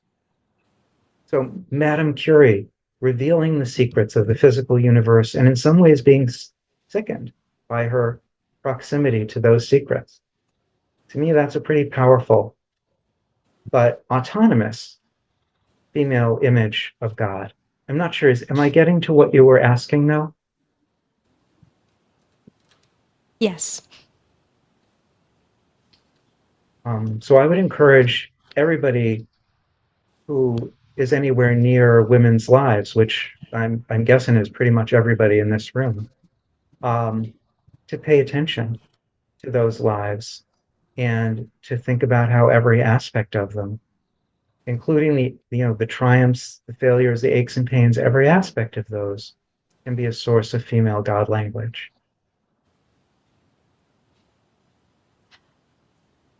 As you were speaking about the Shekhinah, I was wondering about her relationship to wisdom woman, Chokhmah. And I'm also, the last question pushed me toward that a little further because of the biblical images of God that share female characteristics or are female. Chokhmah seems to be the only one who isn't mother. Anyway, how would you relate Chokhmah to what you've been talking about? So if you were a scholar of how the Shekhinah emerges in Jewish tradition, you would start probably by looking in places in the book of Proverbs and some other parts of the Bible that talk about wisdom as female. So wisdom is an ancient virtue. So when Hebrew culture started to intermingle with other cultures when it was still biblical times, you start getting some of the kind of discourse that you get in non-Jewish thinking, which includes thinking a lot about wisdom, and she's often personified as female. So there's a bit of this. So the image of wisdom as female, for the Kabbalists, the Kabbalists are a little weird when they are dividing up the male and female attributes on the tree of life. For me, the Kabbalists have a comparable relation to binary gender as Timothy Leary had to hallucinogens.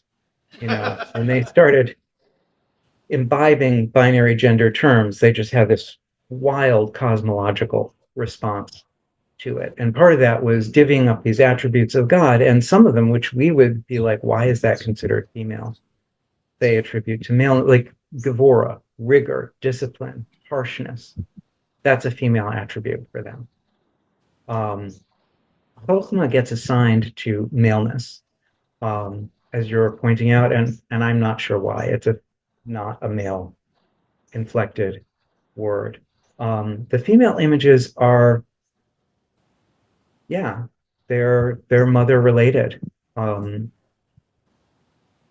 think the Shekhinah, though, is maybe more present.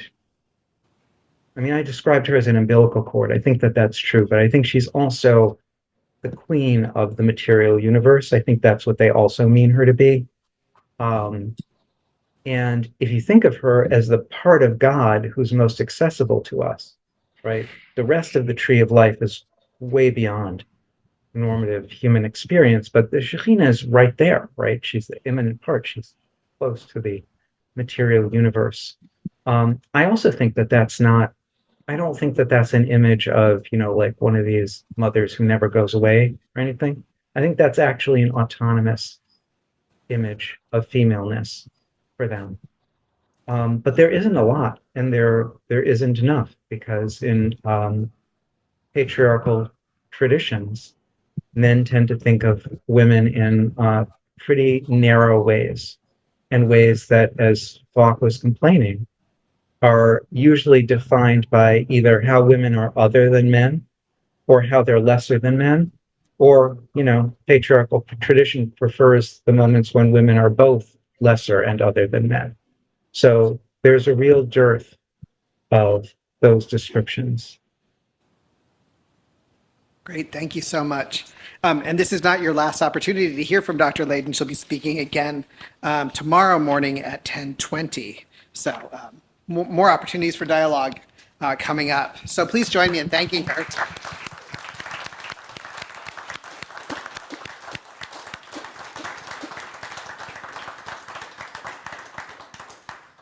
I've been asked to make a couple brief announcements. We're having lunch now, so if you order, there's box lunches available. You can sit wherever you like. And also then at 1:15, we'll have the first set of our workshops. Unfortunately, due to illness, the Art of Organizing with Dr. Oz Freeman and Ricardo Perez has been canceled. And so we will not be having that workshop. So if you were scheduled for that, you can choose from one of the other two. We'll be having Tools of the Trade, Gifts from the Shareable World with Dr. Frenchie McGee in this first room right on the other side of the kitchen. And then Dr. Gary Green and I will be talking about deeply rooted leadership for tumultuous times in the Nelson room, which is the bigger room in the middle of that set of classrooms. So let's pause for a moment to pray, to bless the meal as we get ready to consume. So God, we thank you for gathering us in this place, and we thank you for the gifts of the food that we are about to receive. May the food and the conversations and the connections that we have with you and with one another strengthen us to do your work with your people in the world. We ask in your many names. Amen. Amen.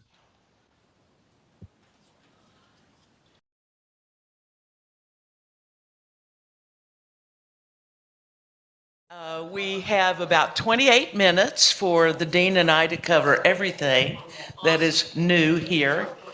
Nobody likes to teach a 4 o'clock class. Nobody likes to take a 4 o'clock class, but thank you for being here. We're going to talk about 30 minutes, and then we're going to have one of our alum awards during this afternoon. So if Demian will sit down, we probably can get started. So thank you so much. Before we get going, I just want to do a shout out to Justin and to Rye and to Stella, who've worked so hard on creating this day. So thank you. And always Michael Mua, who keeps us going well. We're grateful. And Justin mentioned that for those of you who are in Justin and Gary's session, there is a handout. If you'd like that handout, it has been printed and it is available on a counter out here somewhere. So there you go. Well, you know that United has been named one of very few, 18 of 279 seminaries, who has shown year-over-year growth for the past 5 years. Go Ronnie and her team. But I want to put it to you, Mr. Dean. Why do you think that's happening? Why is that happening? It's a wonderful thing that's happening. There are a lot of factors, I would say, and we've had some time to think about this over the last number of months since that ATS report came out. Of course, we have amazing faculty who are committed to students, who are excellent teachers, who are research active and published in their fields, recognized leaders, so our students are attracted certainly to our faculty and our faculty's engagement with them. They're also committed, and we are committed to providing flexible education to students. So the many different deliveries that we provide, the scheduling flexibility through asynchronous options for those students who need to be able to take courses on their own time, as well as synchronous options through Zoom and on campus. So that enables a lot of students to join our programs who would not be able to otherwise, and they do so from all over the country. So we have over 70% of all of our students are not local to the Twin Cities. They are considered, in that sense, distant students, and they access our education that way. We also have a cutting-edge curriculum that is dynamic, it's culturally engaged, it is theologically curious, and all of that good stuff. It's relevant to where people are and where they're thinking and where we need to be today. We have, of course, and this can't not be said, The best dean. The best I was dean. going to say the best president. No, the best dean. But we have the best admissions people Oh, yes. in the world. For sure. So our team, Ronnie, Mallory, Mason, and others who have been a part of it in the past as well, but they are amazing at getting the message out and marketing. Nathaniel and Diane and others, getting the message out to the people who need to hear about United and the possibilities that we have to offer. And so it's a very effective process of communicating. So it's all part of the big picture. I have a question for you. All right. I can find it. Why is Jayhawk basketball better than Iowa State? It's the opposite. You reversed the question. At this point, President Marshall, what excites you the most about United and its future? I think we're at the forefront of theological education. I think we're doing things here that really are changing the landscape in what a theological education means. I think we're conserving the best of the past, but we're pushing forward. And our faculty and with students are finding ways to articulate depth and meaning at the forefront of faith. And that excites me a lot. It excites me too. Good. That's a good thing. Let's see. Other than working with me, what is the most fun you have serving as dean? And how do your gifts fit this role? How do my gifts fit this role? I actually really enjoy serving as dean, not just because I get to work with people like Molly and our wonderful faculty and staff. I love being a part of building an institution to stability and looking at the systems and how they fit together, how they function, improving systems. People like Matt Stolenwork does an amazing job at helping us improve our processes and so forth. But for me, it's really the joy of being able to participate in developing and building a faculty, developing and building a curriculum, revising a curriculum to be as effective as possible, So I think part of it is just for me, just the joy of being able to get in there and make modifications and changes and really maximize the way the way that we do things and what we can offer to our students. As a student, I used to love to look at a course schedule and just look at the courses that were being offered and how many of them and what kinds. And so I get to do that as a dean. I get to look at a course schedule all day long if I want to. This is tough to go from answering a question to asking a question here. So we're doing okay, right, Molly, at this hour? So far. So we are well into the silent phase of a campaign. Can you say how that's going, Molly, this campaign? And what is that going to accomplish for us? Well, it is the Many Voices United campaign. We're at the end of the second year. We're about a third, maybe a little smidge over a third of the way.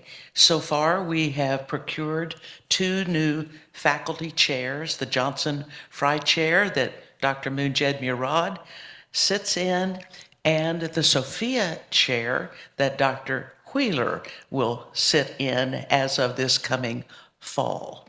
The Sophia Chair, funded by the Bednarowski family, honors the feminine wisdom and the significant impact that the course of study here has had in elevating women's concerns, feminist, womanist, etc. So the Sophia Chair, she said, was an inspired name, and I believe so. We're also working on some other chairs.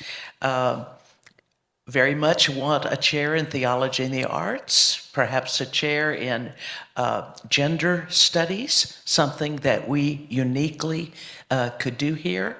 I've got a couple of other ideas and silently talking with folk about those. This is a conversation Kyle and I have all the time. It's not creatio ex nihilo. It is, what do we need? Who do we have that are a good folk? I think endowing chairs is a way both to bump stature on the part of faculty members. It's a way to honor the best interests of faithful donors, and it goes straight to the bottom line. You know, it's budgetary offset for people who are in those positions. Another part of what we're doing, and the largest part of what we're doing in the campaign, is for student scholarships. I don't want any student to be so encumbered by educational debt that they cannot pursue the vocation to which they feel called. And so the more that we can do to support student scholarships through this endowment, the better we will be. There's also this one little line in the case statement called Presidential Strategic Initiatives. It's the one least interested people have been least interested in at this point. We have $252 in the Presidential Strategic Initiatives. So there you go. Well, Kyle, is it true that you have attended more girls' and boys' basketball games than any other dean in the history of United? Without question, it is a documented fact, yes. Both of my kids play competitive basketball, so I'm often running to games and tournaments. I think it's great that Kyle models for other faculty and for students a deep and rich commitment to his family and to spending that time with them. And I just respect that a lot. I'm going to ask you another one before I give it back to you. You have a sabbatical coming up next spring, year from now. What's your project? Yeah, it's been 10 years. So the faculty say I'm due a sabbatical, and I think what they means is please take a sabbatical. Please go away for a little while and leave us alone. Well, I've had a book under contract for a long time, maybe not quite 10 years, but it is a cultural theology of human nature and sin called Alienation.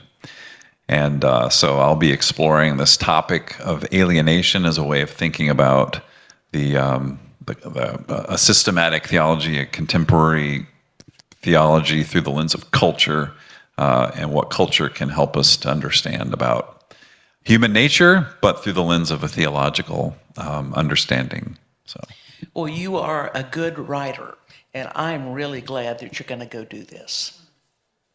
well, thank you for encouraging me to do it. Molly has been insistent. You must take this sabbatical. So maybe Molly wants me to leave for a little while. We'll limp along. Molly, can you tell us a little bit about Laurence, Kansas, and why everyone should visit there at least once? Well, you need to go to the Fog Allen Field House, where some folks say basketball was not invented there, but it actually was. Naismith, I know Clyde's going to disagree, but Naismith basically got the peach baskets on the wall, and it's a great basketball town. Actually, it's a good cultural city. It's a little blue dot of about 120,000, kind of in the middle of Kansas. I chose to live there in retirement because they've got good Mexican food, good Congregational church, and good cultural events there. And so anybody coming through Laurence, please drop by. I'll follow up with a more substantive question. United does many things and prepares students for many vocations, chaplaincy, and now spiritual direction, social transformation. But does United still prepare students for the church and church leadership? And if so, what are we doing, and how is United positioned to well serve the church and prepare leaders for it? You know, you're the first person who's ever asked me this, Kyle. Yes, we are.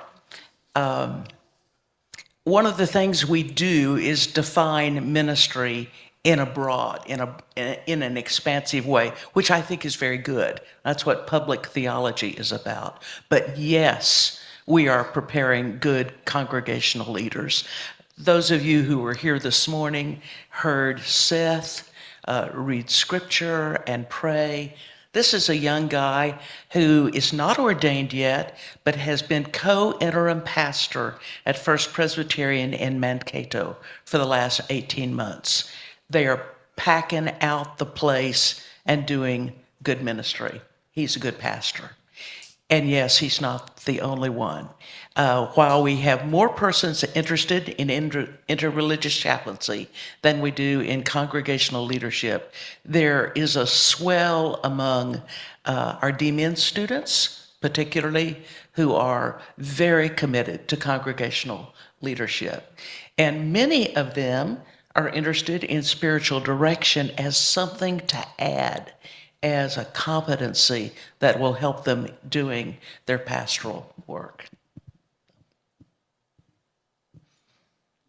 Good to know, Molly, that we're still preparing students for church leadership. Well, you know, I want to prepare some folks who can move the church toward the kind of social justice, transformational presence on the social landscape. That's what our leadership center is all about, preparing cohorts of pastors who will do the kind of community development, learn how there is a permeable boundary between the church and the community in which it resides.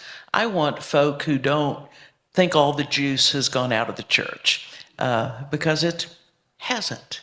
I want people who can help renew and bring freshness, wisdom, and depth. Congregations are crying for theological depth, and I think we're preparing people to that end.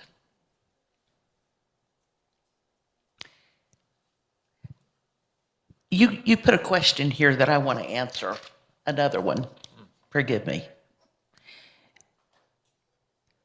You're the boss. Well, you asked me, well, you said you've been a leader, professor in theological education for many years. Yeah, about 40 of them shortly after the earth cooled is when I started.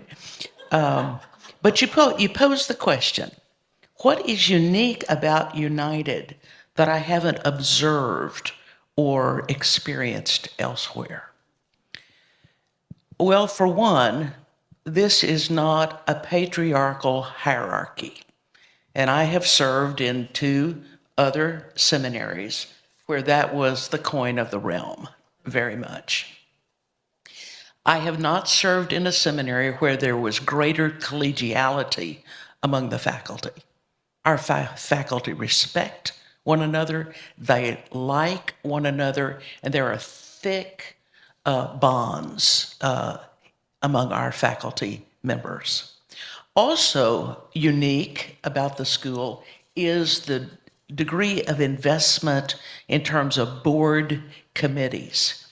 I've been in schools where basically it was kind of administratively driven, agenda, whatever. Here, the board is very active in shared governance in the sense of meeting regularly and monitoring what's going on in the school and encouraging those of us who staff those various committees. So this is the most engaged board that I have worked with in my now 3 seminaries. Shall we open it up for questions? Why don't we? Carolyn? And I'm not going to ask about women faculty, and I'm not going to ask any hard questions. I would like to know more about the Black Leadership Program and about your anti-racism initiative and how that's going. Thank you. But we are getting another woman faculty this coming fall because we have a new Louisville fella and her specialization is Hebrew Bible. So just, lay that one down for a bit. Okay. Dr. Gary Green has been directing our anti-racist initiatives, and it has been a really good pursuit among our faculty, staff, students. We've been devoting seminary council about quarterly to doing what he calls conditioning. Rather than a one-and-done expert coming in, it's something we continue to try to track and continue to, through a comedic lens, see our faux pas and see where white supremacy is still afoot in this place where we need to interrogate patterns.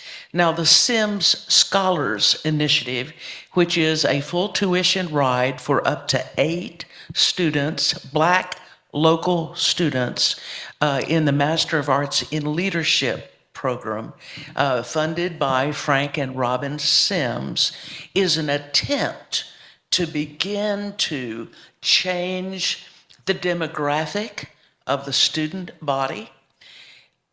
It's a way to have a supportive cohort with some discrete curricular implications for this group.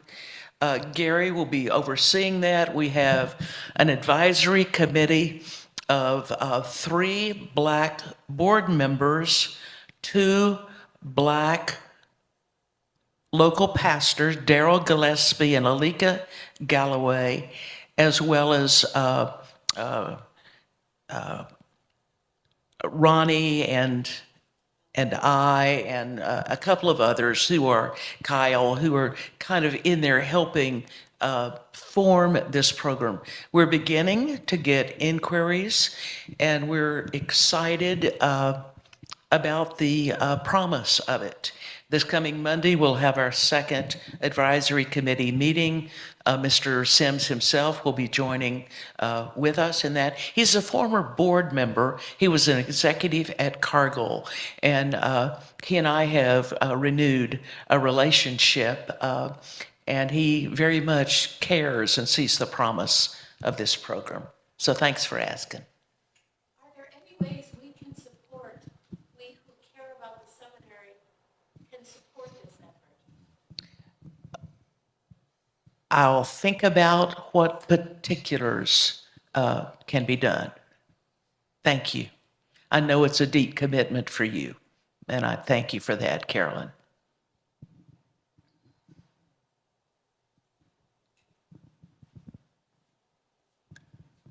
Any other questions?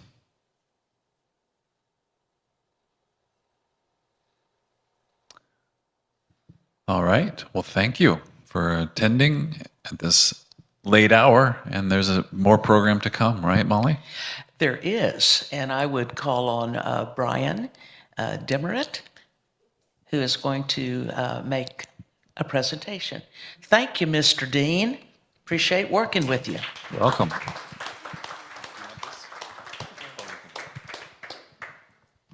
Good afternoon. My name is Brian, and I have the honor of presenting the Spirit of United Award. Because of a scheduling conflict for Claire, we're going to present this Spirit of United Award now. The Spirit of United Award honors alums who have graduated within the last 10 years and since graduating have done exceptional work that reflects the mission of United in the church, in faith communities, or in society. This afternoon, I am pleased to announce that Reverend Claire Grimal, from class of 2014, has been selected to receive the Spirit of United Award. So at this time, it is a distinct honor and privilege to welcome Reverend Dr. Kimmy, who is an alum from class of 19 and class of 24, because she is the one who nominated Claire. So Kimmy, take it away.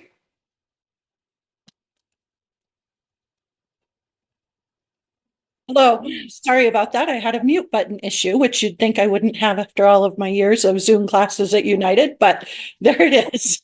I am the Reverend Dr. Kimmy Floyd Reich, and as Brian said, I am a 2019 MDiv graduate and a 2024 DMin graduate from United.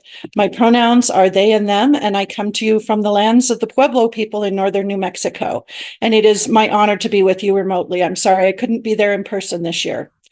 So this year's United Days keynote speaker, Joy Ladin, wrote a poem that says, "Before you were a fetus, before you were an egg, you were a song I was already singing, a promise I'd already kept." When I was thinking about how I would introduce this year's Spirit of United Award winner, that line kept coming to mind. At first glance, it might seem strange that Claire was my nominee. We never actually attended United together. She graduated 2 years before I even began my master's degree classes. And Claire and I actually met when we were both youth ministers, and she was a young parent with an infant son, Sam, and a stepson. Her youngest son, Jonah, wouldn't be born for several more years and enter our human world for a little bit longer. So we were at very different stages in our lives when we met. My oldest son at that point was already a high school graduate, and my youngest was entering middle school. So at first glance, it didn't seem like we had anything in common, but we started talking and we became friends and colleagues. And over the next decade, it was my honor to watch as Claire moved through her ministry and her parenting. Her son lives with a chronic condition, Lowe's syndrome.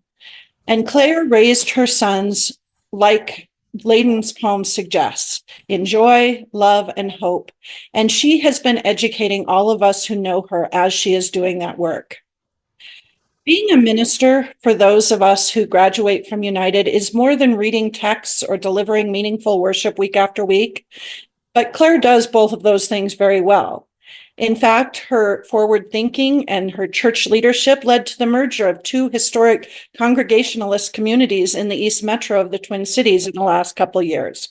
She is a gifted pastor, but that is not the full scope of Claire's transformational leadership. Bringing the Spirit of United into the wider world is not always something we discover on our own. Sometimes it's a calling that finds you. And Claire is changing the world every single day for all of the families living with children born with this condition. But even more, Claire is changing the world by demonstrating how she is raising her sons to live every day with joy, never knowing what the next day might bring. And that is the promise she made upon becoming a parent. And she continues to live and show that every day in a way that envelops the world around them into their circle of joy with every story she shares of her family's life. To me, that is the Spirit of United. It is not about speaking at marquee events or getting your name in the news, but of continuing to do the work even on the days when the hard things happen. And it is about leaving this world transformed through a lifetime of daily small lessons. Graduating from seminary at United teaches us how to build a just world by living love in public, to paraphrase Cornell West. And Claire does that every day. And that is why she was my nominee for the 2024 Spirit of United Award. Congratulations, Claire.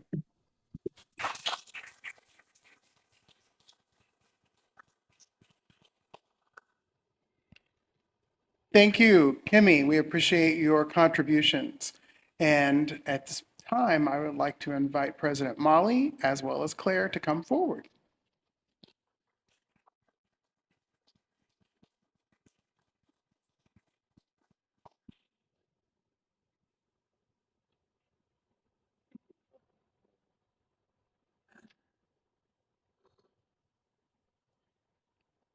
It's my privilege to recognize this distinctive contribution that you're making, Claire. You are indeed a letter of recommendation for your seminary, and you make your community better. The reason why we're doing this afternoon is because she is receiving another award this evening there in Stillwater, in Stillwater, Bayport, and because of her contributions to the larger community there. We congratulate you, Claire.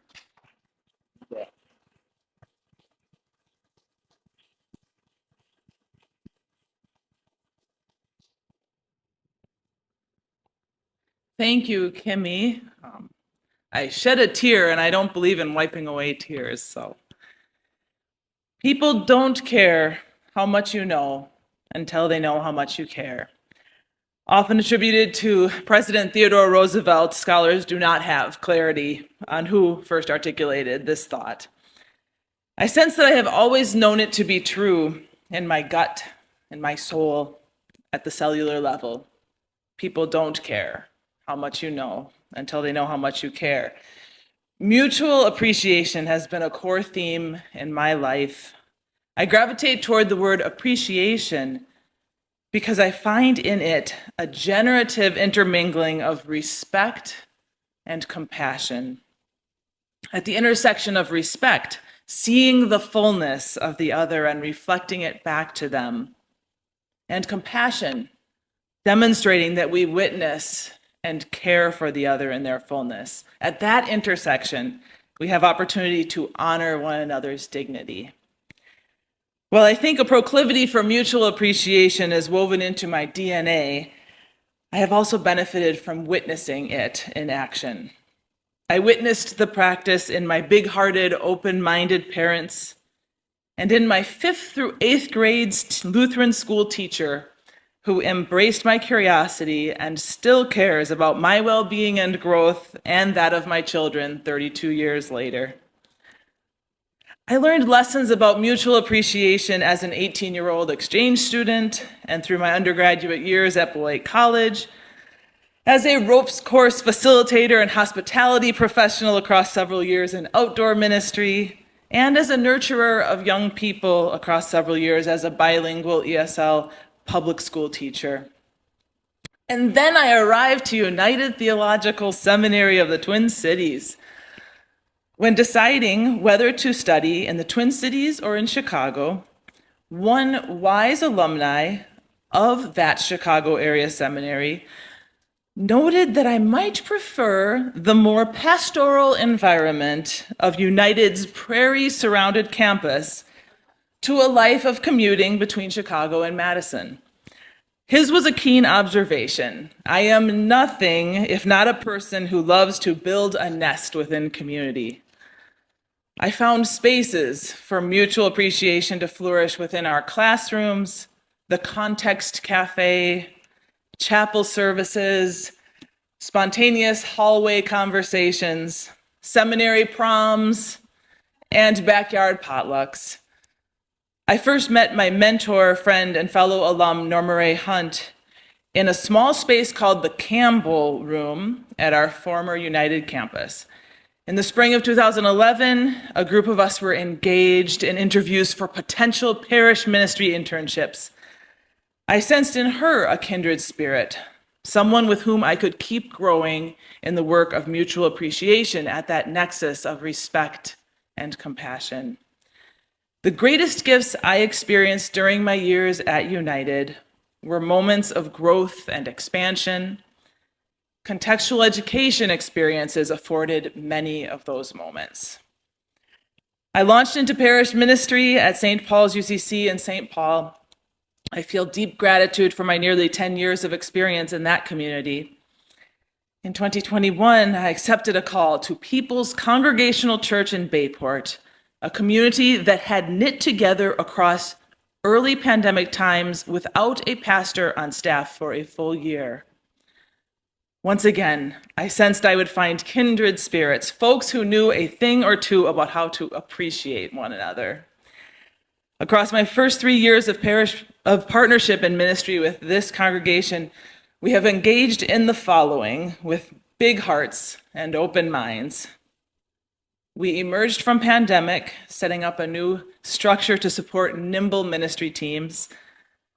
We discerned a call to covenant as a member body of the United Church of Christ alongside the historical Congregationalist affiliation that we maintain. We merged with an otherwise closing congregation to become St. Croix United Church. We are currently in the home stretch of a heart-stretching process to likely sell our beautiful 10-acre, relatively undisturbed outdoor worship space for the building of a new local elementary school. We recently embarked on a strategic visioning process. We look forward to searching and welcoming a youth and outreach director this summer to empower intergenerational partnerships in our wider community. Along the way, our congregation supported my participation in the first cohort and a year of conversations within United's Leadership Center for Social Justice, which further informed my approach to collaborative leadership. Within all of these rigorous processes, we have needed to exercise mutual appreciation, encountering one another at the nexus of respect and compassion, in order to bind together in the grief and the joy. So thank you, United Theological Seminary, the Twin Cities, for fostering my conviction that people first need to know that we care before they will care what we might know or learn together.